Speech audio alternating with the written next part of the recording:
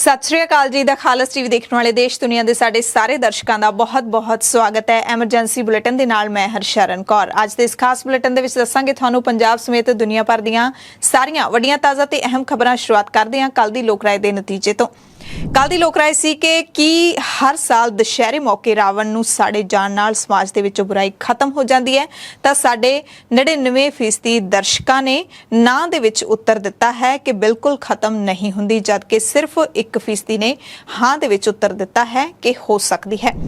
आज दी लोक राय है कि किसान लीडर जगजीत सिंह डल्लेवाल ने पंजाब सरकार तो मंग की है कि पंजाब दे विच 80% नौकरियां पंजाब दे नौजवानों नूं दित्तियां जाणियां चाहीदियां ने, बाकी 20% बाहरलियां नूं तां दित्तियां जाणियां चाहीदियां जे उन्हां ने 10वीं तक पंजाबी पढ़ी होवे ते उस दे लई बाकायदा पंजाबी दा लिखती टेस्ट लिया जाना चाहिदा है। की तुसीं डल्लेवाल साहब दी इस मंग दे नाल सहमत हो? जे तुसीं सहमत हो यस जां हां लिखिओ, जे सहमत नहीं हो नो जां ना लिखिओ। खबरां विस्तार दे नाल गल पहलां पंजाब दी करांगे। खबरां दे विस्तार दे विच सब तो पहलां पंजाब दीआं खबरां। मौसम की गल कर लईए तां मौसम के अचानक बदलण कारण बुधवार नूं उत्तर दे विच दिल्ली, यूपी, बिहार, मध्य प्रदेश तो लैके दक्षिण दे विच आंध्र प्रदेश तक 20 सूबिਆਂ ਦੇ ਵਿੱਚ बाद दोपहर तक तेज मींह पिया।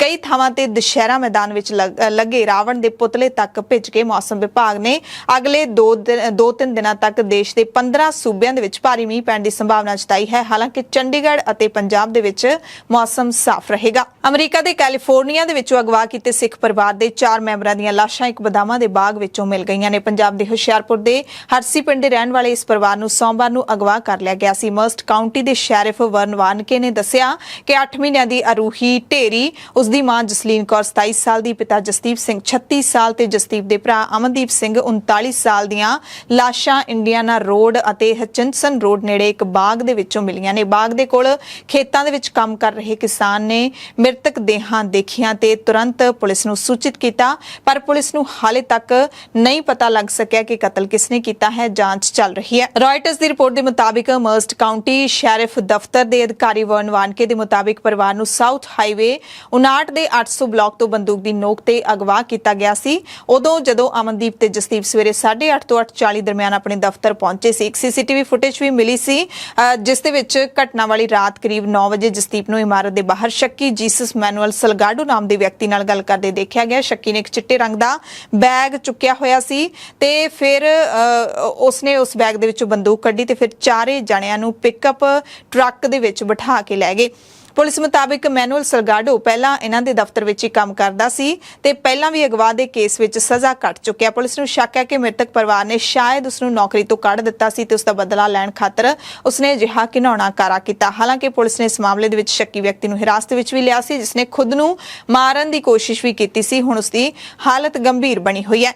मंगलवार नूं पुलिस ने आम जनता नूं भी अपील की कि मुलजमां नूं लभण विच पुलिस की मदद करन। ते अमरीका दे विच मारिया गया यह परिवार पंजाब के हुशियारपुर जिले के हरसी पिंड दा रहण वाला सी। परिवार दा अमरीका दे विच अपना ट्रांसपोर्ट का कारोबार सी। पीड़ित अमनदीप सिंह ते जसदीप सिंह के पिता रणधीर सिंह सेहत विभाग ते मां किरपाल कौर सिक्ख्या विभाग तो सेवा मुक्त सन। दोवें पिछले हफ्ते ही लंघी 29 सितंबर नूं अमरीका तो भारत परते सी। मुड़न तो बाद रणधीर सिंह उत्तराखंड दे विच हेमकुंड साहिब की यात्रा करन दे लई गए सी, पर वड्डी नूंह दा फोन आउण ते अध विचाले ऋषिकेश तो ही वापस मुड़ आए सी ते हुण फिर अमरीका नूं चले गए ने, पर उत्थे उन्हां दे जिउंदा नहीं बल्कि मुर्दा बच्चे मिलणगे। परिवार दे नाल नाल पूरे पिंड दे विच भी सोग दा माहौल है। पंजाब दे मुख मंत्री भगवंत सिंह मान ने इस वड्डी घटना ते दुख दा प्रगटावा करदिआं भारत दे विदेश मंत्री डॉक्टर जयशंकर नूं पीड़ित परिवार दी मदद करन दी अपील कीती है। श्रोमणी अकाली दल दे प्रधान सुखबीर सिंह बादल ने भी घटना ते दुख प्रगटाउंदिआं विदेश मंत्री एस जयशंकर नूं भारतीयां दी सुरक्षा दा मुद्दा अमरीका कोल चुक्कण दी मंग की है। श्रोमणी अकाली दल के senior leader doctor Daljit Singh Cheema ने भी घटना ते डूंगा दुख प्रगट करदਿਆਂ कहा कि संघी सूबा ਅਤੇ अमरीका ਦੀਆਂ ਸਰਕਾਰਾਂ ਨੂੰ इस ਵੱਡੇ संकट विच परिवार की हर तरह नाल मदद करनी चाहिए है। पंजाब कांग्रेस के प्रधान अमरिंदर सिंह राजा वड़िंग ने भी इस घटना ते दुख जाहिर किया ते इंसाफ की आस की है। अमरीका तो एक होर वड्डी घटना दे नाल जुड़ी हुई खबर है। इंडियाना सूबे के यूनीवर्सिटी कैंपस के होस्टल दे विच भारतीय मूल के 20 साला विद्यार्थी की मौत हो गई है ते उसके नाल रहण वाले एक कोरियाई विद्यार्थी नूं हिरासत विच लिया गया। पुलिस ने दस्सिया कि इंडियाना पोलिस निवासी वरुण मनीष छेड़ा पर्ड्यू यूनीवर्सिटी कैंपस के पश्चिमी सिरे ते स्थित मैक्चियन हाल दे विच मृत मिलिया है। इसकी जानकारी साइबर सुरक्षा की पढ़ाई कर रहे ਸਿਓਲ ਦੇ ਰਹਿਣ ਵਾਲੇ ਕੋਰੀਆਈ ਵਿਦਿਆਰਥੀ ਜੀ ਮਿਨ ਜਿਮੀ ਸ਼ਾਹ ਨੇ ਮੰਗਲਵਾਰ ਦੇਰ ਰਾਤ 12:45 ਤੇ 911 ਸੇਵਾ ਤੇ ਕਾਲ ਕਰਕੇ ਪੁਲਿਸ ਨੂੰ ਸੂਚਨਾ ਦਿੱਤੀ। ਵਰੁਣ ਪਰਡਿਊ ਯੂਨੀਵਰਸਿਟੀ ਦੇ ਵਿੱਚ ਡੇਟਾ ਸਾਇੰਸ ਦੀ ਪੜ੍ਹਾਈ ਕਰ ਰਿਹਾ ਸੀ। ਪੋਸਟਮਾਰਟਮ ਦੀ ਮੁੱਢਲੀ ਰਿਪੋਰਟ ਦੇ ਮੁਤਾਬਿਕ ਵਰੁਣ ਦੀ ਮੌਤ ਕਈ ਡੂੰਘੀਆਂ ਸੱਟਾਂ ਕਰਕੇ ਹੋਈ ਹੈ। ਸ਼ੱਕ ਹੈ ਕਿ ਉਸ ਦਾ ਕਤਲ ਕੀਤਾ ਗਿਆ। ਪੰਜਾਬ ਦੇ ਘੁਟਾਲਿਆਂ ਦੀ ਗੱਲ ਕਰ ਲਈਏ ਤਾਂ ਵਿਜੀਲੈਂਸ ਵਿਭਾਗ ਨੇ ਡੀਆਈਜੀ ਆਸ਼ੀਸ਼ ਕਪੂਰ ਨੂੰ ਜੰਗਲਾਤ ਘੁਟਾਲੇ ਦੇ ਵਿੱਚ ਗ੍ਰਿਫਤਾਰ ਕੀਤਾ ਹੈ। ਪੰਜਾਬ ਵਿਜੀਲੈਂਸ ਨੇ ਅਗਸਤ ਦੇ ਵਿੱਚ ਆਸ਼ੀਸ਼ ਕਪੂਰ ਦੇ ਸੈਕਟਰ 88 ਵਾਲੇ ਘਰ ਦੀ ਜਾਂਚ ਕੀਤੀ ਸੀ। ਉਸ ਵਿਰੁੱਧ ਆਮਦਨ ਤੋਂ ਵੱਧ ਜਾਇਦਾਦ ਦੀ ਸ਼ਿਕਾਇਤ ਦੀ ਮੁੱਢਲੀ ਜਾਂਚ ਕੀਤੀ ਗਈ ਸੀ ਤੇ ਹੁਣ ਆਖਿਰਕਾਰ ਗ੍ਰਿਫਤਾਰ ਕਰ ਲਿਆ ਗਿਆ। ਪੰਜਾਬ ਦੇ ਮੁੱਖ ਮੰਤਰੀ ਭਗਵੰਤ ਸਿੰਘ ਮਾਨ ਨੇ ਪੰਜਾਬ ਸਰਕਾਰ ਦੇ ਵੱਲੋਂ ਪੁਲਿਸ ਵਿੱਚ ਕੱਢੀਆਂ ਨੌਕਰੀਆਂ ਦੀ ਜਾਣਕਾਰੀ ਦਿੰਦਿਆਂ ਕਿਹਾ ਹੈ ਕਿ ਨੌਕਰੀਆਂ ਯੋਗਤਾ ਮੁਤਾਬਿਕ ਬਿਨਾਂ ਰਿਸ਼ਵਤ ਅਤੇ ਸਿਫਾਰਿਸ਼ ਤੋਂ ਦਿੱਤੀਆਂ ਜਾਣਗੀਆਂ। ਉਹਨਾਂ ਫਿਰ ਦੁਹਰਾਇਆ ਕਿ ਆਮ ਆਦਮੀ ਪਾਰਟੀ ਸੂਬੇ ਦੇ ਵਿੱਚ ਹਰ ਨੌਜਵਾਨ ਨੂੰ ਰੁਜ਼ਗਾਰ ਦੇਣ ਦੇ ਲਈ ਵਚਨਬੱਧ ਹੈ ਤੇ ਇਸ ਦੇ ਲਈ ਹਰ ਸੰਭਵ ਕਦਮ ਚੁੱਕ ਰਹੀ ਹੈ। ਟਵੀਟ ਕੀਤਾ ਮੁੱਖ ਮੰਤਰੀ ਨੇ ਕਿ ਪੰਜਾਬ ਪੁਲਿਸ ਪਹਿਲਾਂ 4374 ਕਾਂਸਟੇਬਲਾਂ ਦੀ ਭਰਤੀ ਕਰ ਚੁੱਕੀ ਹੈ ਤੇ ਹੁਣ 1156 ਕਾਂਸਟੇਬਲਾਂ ਦੀ ਭਰਤੀ ਪ੍ਰੀਖਿਆ 14 ਅਕਤੂਬਰ ਨੂੰ ਹੋਵੇਗੀ। 787 ਹੈੱਡ ਕਾਂਸਟੇਬਲਾਂ ਦੀ ਪ੍ਰੀਖਿਆ 15 ਅਕਤੂਬਰ ਨੂੰ ਤੇ 560 ਸਬ ਇੰਸਪੈਕਟਰਾਂ ਦੀ ਪ੍ਰੀਖਿਆ 16 ਅਕਤੂਬਰ ਨੂੰ ਹੋਵੇਗੀ। ਪੰਜਾਬ ਦੇ ਕਿਸਾਨਾਂ ਦੀਆਂ ਮੰਗਾਂ ਨੂੰ ਲੈ ਕੇ ਪੰਜਾਬ ਦੇ ਮੁੱਖ ਮੰਤਰੀ ਭਗਵੰਤ ਸਿੰਘ ਮਾਨ ਦੀ ਕਿਸਾਨ ਲੀਡਰਾਂ ਦੇ ਨਾਲ ਬੈਠਕ ਹੋਈ। ਬੈਠਕ ਤੋਂ ਬਾਅਦ ਮੀਡੀਆ ਨੂੰ ਜਾਣਕਾਰੀ ਦਿੰਦਿਆਂ ਭਾਰਤੀ ਕਿਸਾਨ ਯੂਨੀਅਨ ਏਕਤਾ ਸਿੱਧੂਪੁਰ ਦੇ ਪ੍ਰਧਾਨ ਜਗਜੀਤ ਸਿੰਘ ਡੱਲੇਵਾਲ ਨੇ ਕਿਹਾ ਕਿ ਸਰਕਾਰ ਨੇ ਸਾਡੀਆਂ ਬਹੁਤੀਆਂ ਮੰਗਾਂ ਮੰਨਣ ਦਾ ਭਰੋਸਾ ਦਿੱਤਾ ਹੈ। ਹਾਲਾਂਕਿ ਉਹਨਾਂ ਨੇ ਨਾਲ ਹੀ ਇਹ ਵੀ ਕਿਹਾ ਕਿ ਸਰਕਾਰ ਦੇ ਨਾਲ ਜਦੋਂ ਵੀ ਮੀਟਿੰਗਾਂ ਹੁੰਦੀਆਂ ਨੇ ਸਾਰੀਆਂ ਮੰਗਾਂ ਮੰਨ ਲਈਆਂ ਜਾਂਦੀਆਂ ਨੇ ਗੱਲਬਾਤ ਦੇ ਵਿੱਚ, ਪਰ ਅਸਲ ਪਤਾ ਉਦੋਂ ਲੱਗਦਾ ਹੈ ਜਦੋਂ ਸਰਕਾਰ ਮੰਨੀਆਂ ਹੋਈਆਂ ਮੰਗਾਂ ਨੂੰ ਲਾਗੂ ਕਰਦੀ ਹੈ ਜਾਂ ਫਿਰ ਨਹੀਂ। ਡੱਲੇਵਾਲ ਨੇ ਸਰਕਾਰ ਨੂੰ ਕਿਸਾਨਾਂ ਦੀਆਂ ਮੰਗਾਂ ਦਾ ਜਲਦ ਹੱਲ ਕਰਨ ਦੀ ਚੇਤਾਵਨੀ ਦਿੱਤੀ ਹੈ। ਮੰਗਾਂ ਨਾ ਮੰਨੇ ਜਾਣ ਤੇ ਸੰਘਰਸ਼ ਵਿੱਢਣ ਦੀ ਚੇਤਾਵਨੀ ਵੀ ਦਿੱਤੀ ਹੈ। ਡੱਲੇਵਾਲ ਨੇ ਕਿਹਾ ਕਿ ਸਰਕਾਰ ਦੀ ਕਿਸਾਨਾਂ ਨਾਲ ਪੰਗਾ ਲੈਣ ਦੀ ਹਿੰਮਤ ਨਹੀਂ ਹੈ। ਜੇ ਸਰਕਾਰ ਕਿਸਾਨਾਂ ਨਾਲ ਛੇੜਛਾੜ ਕਰੇਗੀ ਤਾਂ ਸਾਡੀ ਲੜਾਈ ਹੈ ਜਿਹੜੀ ਉਹ ਗਰਾਊਂਡ ਲੈਵਲ ਤੇ ਵੱਡੇ ਪੱਧਰ ਦੀ ਹੋਵੇਗੀ। ਕਿਹੜੀਆਂ ਮੰਗਾਂ ਤੇ ਵਿਚਾਰ ਹੋਈ ਹੈ ਉਹ ਵੀ ਦੱਸ ਦਿੰਦੇ ਹਾਂ। ਇਹ ਜਗਜੀਤ ਸਿੰਘ ਡੱਲੇਵਾਲ ਨੇ ਜਾਣਕਾਰੀ ਦਿੱਤੀ ਹੈ ਕਿ ਸਰਕਾਰ ਨੇ ਕਿਸਾਨਾਂ ਦਾ ਕੱਲਾ ਦਾਣਾ ਚੁੱਕਣ ਦਾ ਭਰੋਸਾ ਦਿੱਤਾ ਹੈ। ਸਰਕਾਰ ਨੇ ਦਾਅਵਾ ਕੀਤਾ ਕਿ ਸ਼ਹੀਦ ਜਿਹੜੇ ਕਿਸਾਨ ਹੋਏ ਨੇ ਉਹਨਾਂ ਦੇ 323 ਬੱਚਿਆਂ ਨੂੰ ਸਰਕਾਰੀ ਨੌਕਰੀਆਂ ਦੇ ਦਿੱਤੀਆਂ ਨੇ, ਬਾਕੀਆਂ ਨੂੰ ਵੀ ਜਲਦ ਦਿੱਤੀਆਂ ਜਾਣਗੀਆਂ। ਸਰਕਾਰ ਨੇ ਸਿੱਧੀ ਬਿਜਾਈ ਕਰਨ ਵਾਲੇ ਕਿਸਾਨਾਂ ਦਾ 13 ਕਰੋੜ ਅਦਾ ਕਰ ਦਿੱਤਾ ਹੈ, ਬਾਕੀ 12 ਕਰੋੜ ਛੇਤੀ ਦਿੱਤੇ ਜਾਣਗੇ। ਡੱਲੇਵਾਲ ਨੇ ਸਰਕਾਰ ਨੂੰ ਸ਼ੂਗਰ ਮਿਲਾਂ 5 ਨਵੰਬਰ ਤੋਂ ਲੇਟ ਨਾ ਚਲਾਉਣ ਦੀ ਚੇਤਾਵਨੀ ਦਿੱਤੀ ਹੈ। ਪੰਜਾਬ ਦੇ ਅੰਦਰ 80% ਨੌਕਰੀਆਂ ਪੰਜਾਬ ਦੇ ਨੌਜਵਾਨਾਂ ਨੂੰ ਸਿੱਧੀਆਂ ਦਿੱਤੀਆਂ ਜਾਣ, ਬਾਕੀ 20% ਬਾਹਰਲਿਆਂ ਨੂੰ ਤਾਂ ਹੀ ਦਿੱਤੀਆਂ ਜਾਣਗੀਆਂ ਜੇ ਉਹਨਾਂ ਨੇ 10ਵੀਂ ਤੱਕ ਪੰਜਾਬੀ ਪੜ੍ਹੀ ਹੋਵੇ ਤੇ ਉਸ ਦਾ ਪੰਜਾਬੀ ਦੇ ਵਿੱਚ ਲਿਖਤੀ ਟੈਸਟ ਲਿਆ ਜਾਵੇ। ਸਰਕਾਰ ਨੇ ਭਰੋਸਾ ਦਿੱਤਾ ਹੈ। ਅਸੀਂ ਚਾਹੁੰਦੇ ਸੀਗੇ ਕਿ ਸਾਡੇ ਯੂਥ ਨੂੰ, ਸਾਡੇ ਨੌਜਵਾਨਾਂ ਨੂੰ ਰੁਜ਼ਗਾਰ ਮਿਲੇ ਜੀ। ਉਹਦੇ ਆਧਾਰ ਦੇ ਵਿੱਚੋਂ ਸਾਡੀ ਐਸਕੇਐਮ ਨਾਨ ਪੋਲੀਟੀਕਲ ਵੱਲੋਂ ਇਹ ਬਹਿ ਕੇ ਸਾਰਿਆਂ ਦੀ ਸਹਿਮਤੀ ਬਣੀ ਕਿ ਨੌਜਵਾਨਾਂ ਨੂੰ ਕਿਸ ਤਰੀਕੇ ਦੇ ਨਾਲ ਰੁਜ਼ਗਾਰ ਦਵਾਇਆ ਜਾਏ। ਉਹਦੇ ਚੋਂ ਆਈ ਸੀ ਗੱਲ ਕਿ ਅਸੀਂ ਤਾਂ ਰਿਐਕਟ ਕੀਤਾ ਸੀ। ਸਾਡੀ ਮੰਗ ਇਹ ਸੀਗੀ ਕਿ ਇਹਨੂੰ ਟੋਟਲ ਪੰਜਾਬ ਦੇ ਅੰਦਰ ਕਿਸੇ ਤਰ੍ਹਾਂ ਦੀ ਬਾਹਰੀ ਮਤਲਬ ਭਰਤੀ ਹੋਣੀ ਨਹੀਂ ਚਾਹੀਦੀ। ਤਾਂ ਉਹਦੇ ਚੋਂ ਇਹ ਗੱਲ ਆਈ ਕਿ ਅਸੀਂ ਫਿਲਹਾਲ ਇਹ ਬਹੁਤ ਥੋੜਾ ਰਹਿ ਜਾਏਗਾ ਜਿਹੜੇ ਅਸੀਂ ਮਤਲਬ ਨਾਰਮਲ ਅਪਣਾਏ ਨੇ। ਅਸੀਂ ਕਰਾਂਗੇ ਕਿ 80 100 ਚੋਂ 80 ਬੱਚੇ ਤਾਂ ਸਿੱਧੇ ਸਪਸ਼ਟ ਪੰਜਾਬ ਦੇ ਅੱਗੇ ਭਰਤੀ ਦੇ ਵਿੱਚ ਆਉਣ, ਨੌਕਰੀ ਦੇ ਵਿੱਚ ਆਉਣ ਜੀ। ਜਿਹੜੇ 20% ਹੈ ਉਹ ਆਉਣਗੇ ਜਿਹੜੇ ਲਗਾਤਾਰ 10ਵੀਂ ਤੱਕ, 10ਵੀਂ ਕਲਾਸ ਵਾਸਤੇ ਨਹੀਂ 10ਵੀਂ ਤੱਕ 50% ਨੰਬਰ ਲੈ ਕੇ ਪੰਜਾਬੀ ਜਿਨ੍ਹਾਂ ਨੇ ਕਲੀਅਰ ਕੀਤੀ ਹੋਈ ਜੀ। ਤੇ ਇਹ ਮਤਲਬ ਸਰਕਾਰ ਨੇ ਮੰਗ ਮੰਨ ਲਈ ਹੈ, ਯਾਨੀ ਕਿ ਇਹ ਕਾਨੂੰਨ ਬਣ ਚੁੱਕਿਆ। ਇਹ ਉਹਨਾਂ ਨੇ ਮੰਗ ਮੰਨ ਲਈ ਹੈ। ਉਹਨਾਂ ਨੇ ਇਹ ਵੀ ਕਹਿਤਾ ਕਿ ਆਉਣ ਵਾਲੇ ਦਿਨਾਂ ਦੇ ਵਿੱਚ ਇਹਦੇ ਤੇ ਨੋਟੀਫਿਕੇਸ਼ਨ ਕਰ ਦਿਆਂਗੇ ਅਸੀਂ। ਕਿਸਾਨਾਂ ਨੇ ਇਹ ਵੀ ਮੰਗ ਰੱਖੀ ਕਿ ਕਿਸਾਨਾਂ ਦੇ ਤਾਂ ਬਾਹਰਲੇ ਸੂਬਿਆਂ 'ਚ ਜ਼ਮੀਨ ਖਰੀਦਣ ਤੇ ਰੋਕ ਲੱਗੀ ਹੋਈ ਹੈ, ਪਰ ਪੰਜਾਬ ਦੇ ਵਿੱਚ ਬਾਹਰਲੇ ਕਿਸਾਨ ਆ ਕੇ ਜ਼ਮੀਨ ਖਰੀਦ ਲੈਂਦੇ ਨੇ। ਸਰਕਾਰ ਨੇ ਭਰੋਸਾ ਦਿੱਤਾ ਕਿ ਦੂਸਰੇ ਸੂਬਿਆਂ ਦੇ ਮੁੱਖ ਮੰਤਰੀਆਂ ਨਾਲ ਮੀਟਿੰਗ ਕੀਤੀ ਜਾਊਗੀ, ਕਿਸਾਨਾਂ ਨੂੰ ਬਾਹਰਲੇ ਸੂਬਿਆਂ 'ਚ ਵੀ ਜ਼ਮੀਨ ਖਰੀਦਣ ਦਾ ਹੱਕ ਦਿਵਾਇਆ ਜਾਊਗਾ, ਨਹੀਂ ਤਾਂ ਫਿਰ ਪੰਜਾਬ ਦੇ ਵਿੱਚ ਬਾਹਰਲੇ ਕਿਸਾਨ ਵੀ ਜ਼ਮੀਨ ਨਹੀਂ ਲੈ ਸਕਣਗੇ। ਪਰਾਲੀ ਨਾ ਸਾੜਨ ਦੇ ਬਦਲੇ ਕਿਸਾਨਾਂ ਨੂੰ 6000 ਰੁਪਏ ਪ੍ਰਤੀ ਏਕੜ ਮੁਆਵਜ਼ਾ ਦੇਣ ਦੀ ਮੰਗ ਵੀ ਰੱਖੀ ਹੈ। ਸਰਕਾਰ ਨੇ 1-2 ਦਿਨਾਂ 'ਚ ਮੀਟਿੰਗ ਸੱਦਣ ਦਾ ਭਰੋਸਾ ਦਿੱਤਾ ਹੈ।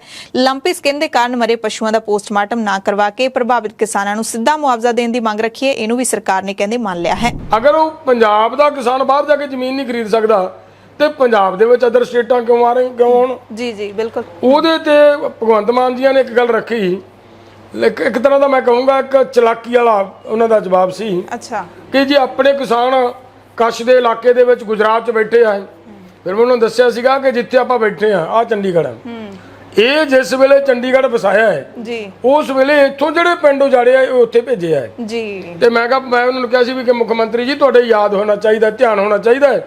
ਉਹਨਾਂ ਲੋਕਾਂ ਦੇ ਖਿਲਾਫ ਗੁਜਰਾਤ ਸਰਕਾਰ ਨੇ ਸੁਪਰੀਮ ਕੋਰਟ ਤੱਕ ਜੀ ਲੜ ਰਹੀ ਹੈ ਵੀ ਇਹ ਕੱਢੋ ਇਹਨਾਂ ਨੂੰ ਇੱਥੋਂ। ਬਿਲਕੁਲ। ਤਾਂ ਇਹਦਾ ਮਤਲਬ ਕੀ ਨਿਕਲਦਾ ਕਿ ਜਦੋਂ ਸਾਡੇ ਕਿਸਾਨ ਉੱਥੇ ਹੈ ਜਿਨ੍ਹਾਂ ਨੂੰ ਤੁਸੀਂ ਵਸਾਇਆ ਸਰਕਾਰ ਨੇ ਵਸਾਇਆ, ਜੇ ਉਹਨਾਂ ਨੂੰ ਉਜਾੜਿਆ ਜਾ ਰਿਹਾ ਹੈ ਤਾਂ ਫਿਰ ਕਿਵੇਂ ਉਮੀਦ ਕਰਾਂਗੇ ਅਸੀਂ ਕਿ ਉੱਥੇ ਕਿਸਾਨਾਂ ਨੂੰ ਜਾਣਾ ਅਲਾਉ ਹੋਏਗਾ।